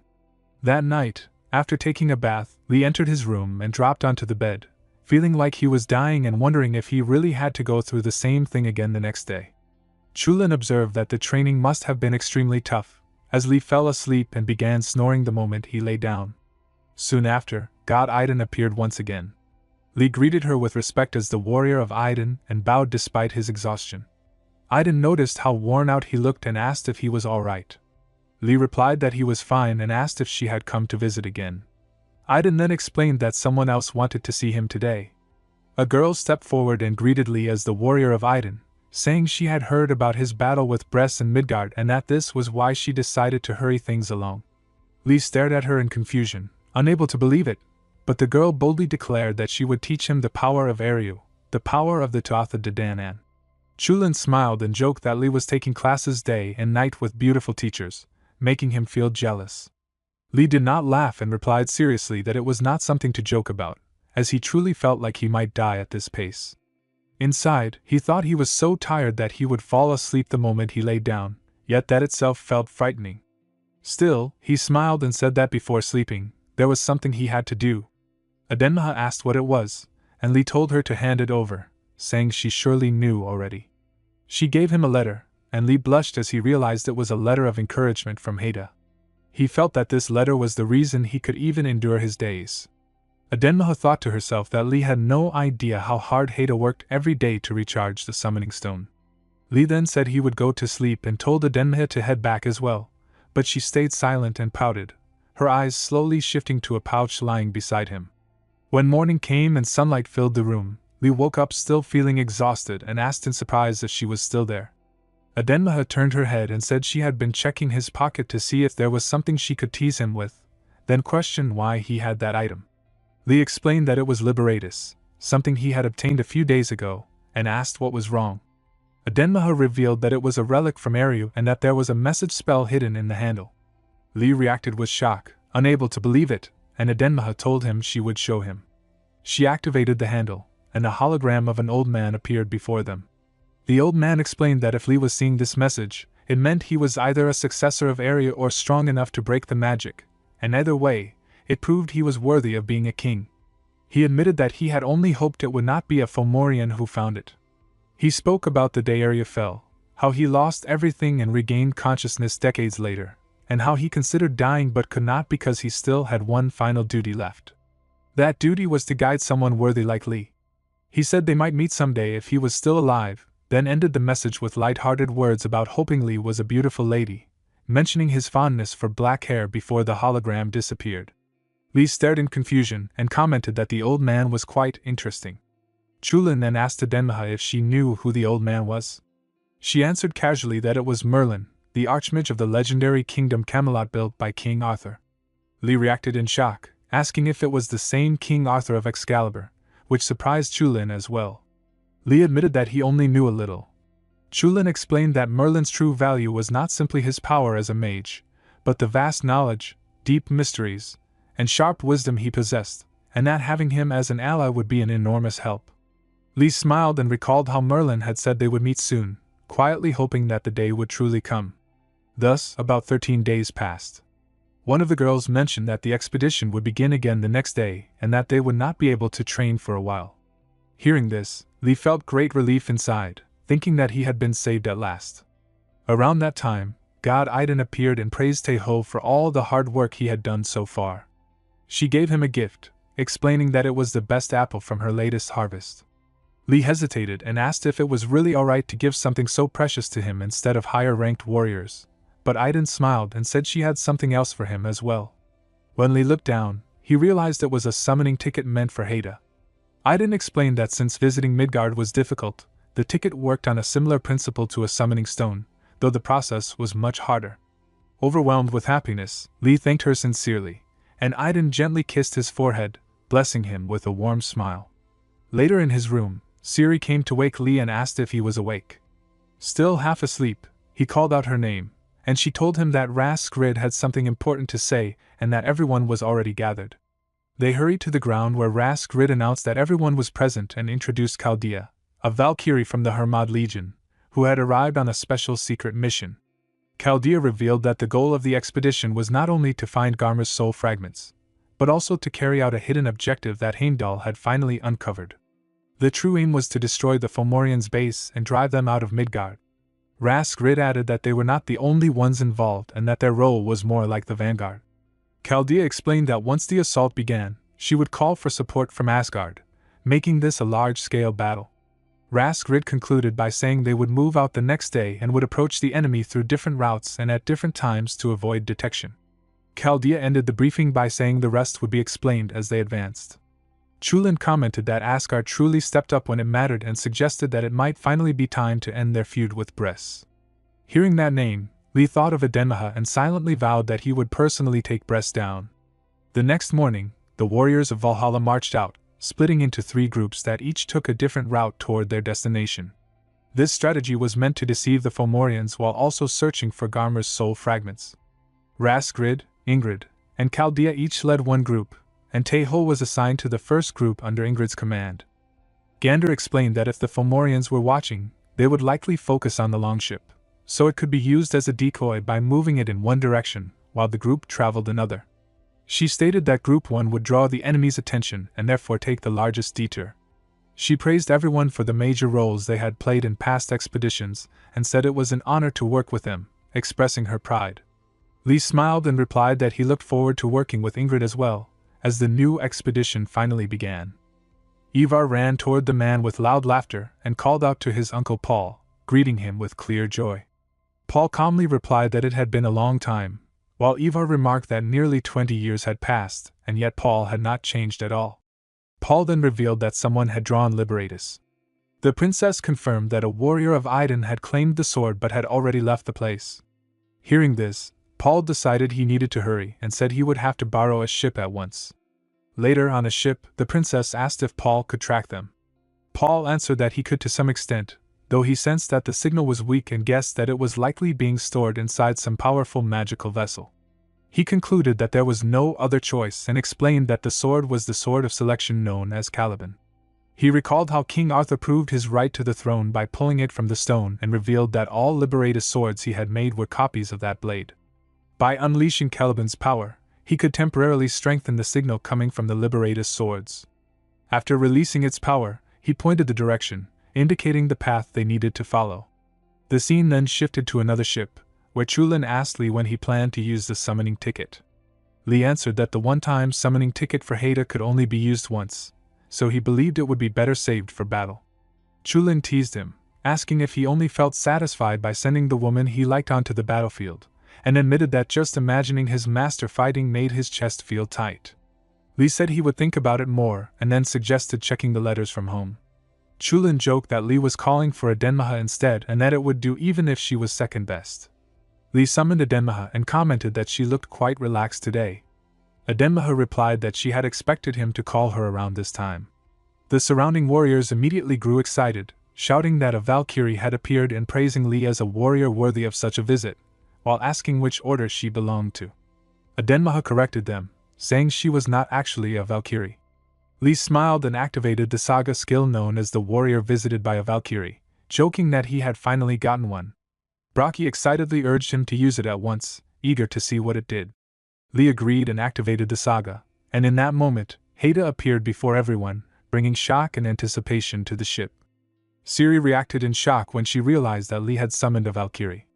Lee calmly explained that it was not the real Haida, but a saga ability that allowed him to summon the guardian spirit of a Valkyrie. He explained that he could register up to 9 Valkyries, while the number he could summon at once depended on how much the saga had grown. Brockie exploded with jealousy and demanded to know who else Lee had registered, urging him to summon another one immediately. Soon after, Gander appeared, but her form looked faint and weak. Brockie noticed that she seemed blurry and lacked energy. Gander asked Lee what was happening, and Lee admitted that he was not sure, guessing that it might depend on how many visits or blessings he had received and that many factors were likely involved. Gander understood and suggested that this was probably why Raskrid could not be summoned. Brockie loudly declared Lee the Valkyrie Master, and joked that he should begin a journey to collect every Valkyrie in Valhalla. Edenmaha then asked where she fit into this, and Lee reminded her that she herself had said she was not a Valkyrie. Although she blushed and tried to respond, her attention was suddenly drawn to a golden light coming from Lee's pouch. She shouted in alarm that something was glowing. Lee was startled and asked what she meant, and she pointed out that Anur, the broken sword fragment, and Liberatus were both shining brightly. Adenmaha realized that the old man must have sensed that Lee had taken the sword from Cat Heron, and declared that the Archmage Merlin was definitely on his way. Gander reacted seriously and said that if the sword's creator was nearby, they should pause their journey and wait. Adenmaha agreed and said that Merlin could not be far and would likely come through Cat Heron. Gander decided to contact Raskrid and Chaldea using a raven. Because of this, Teho's group put their journey on hold and waited aboard the ship. As they waited, the radiance of Camelot's glory continued to shine, and at that same moment, someone else also sensed that light. Long ago, it was believed that the knights of Camelot had failed to protect their king, and that all the knights of the Round Table perished on the day Arya fell. However, the truth was different. A wounded king once spoke to the only knight who survived, Mordred. That knight raised a sword filled with dark aura. Later, as Mordred rode onward, he sensed the unmistakable light of Camelot, and wondered if it belonged to Merlin. Meanwhile, Paul noticed that Lee's group had stopped moving and concluded that they must have realized they were being followed and had chosen to wait. He estimated that they would catch up in about 3 days. As he continued onward, Paul wondered what kind of person the new heir of Arya truly was.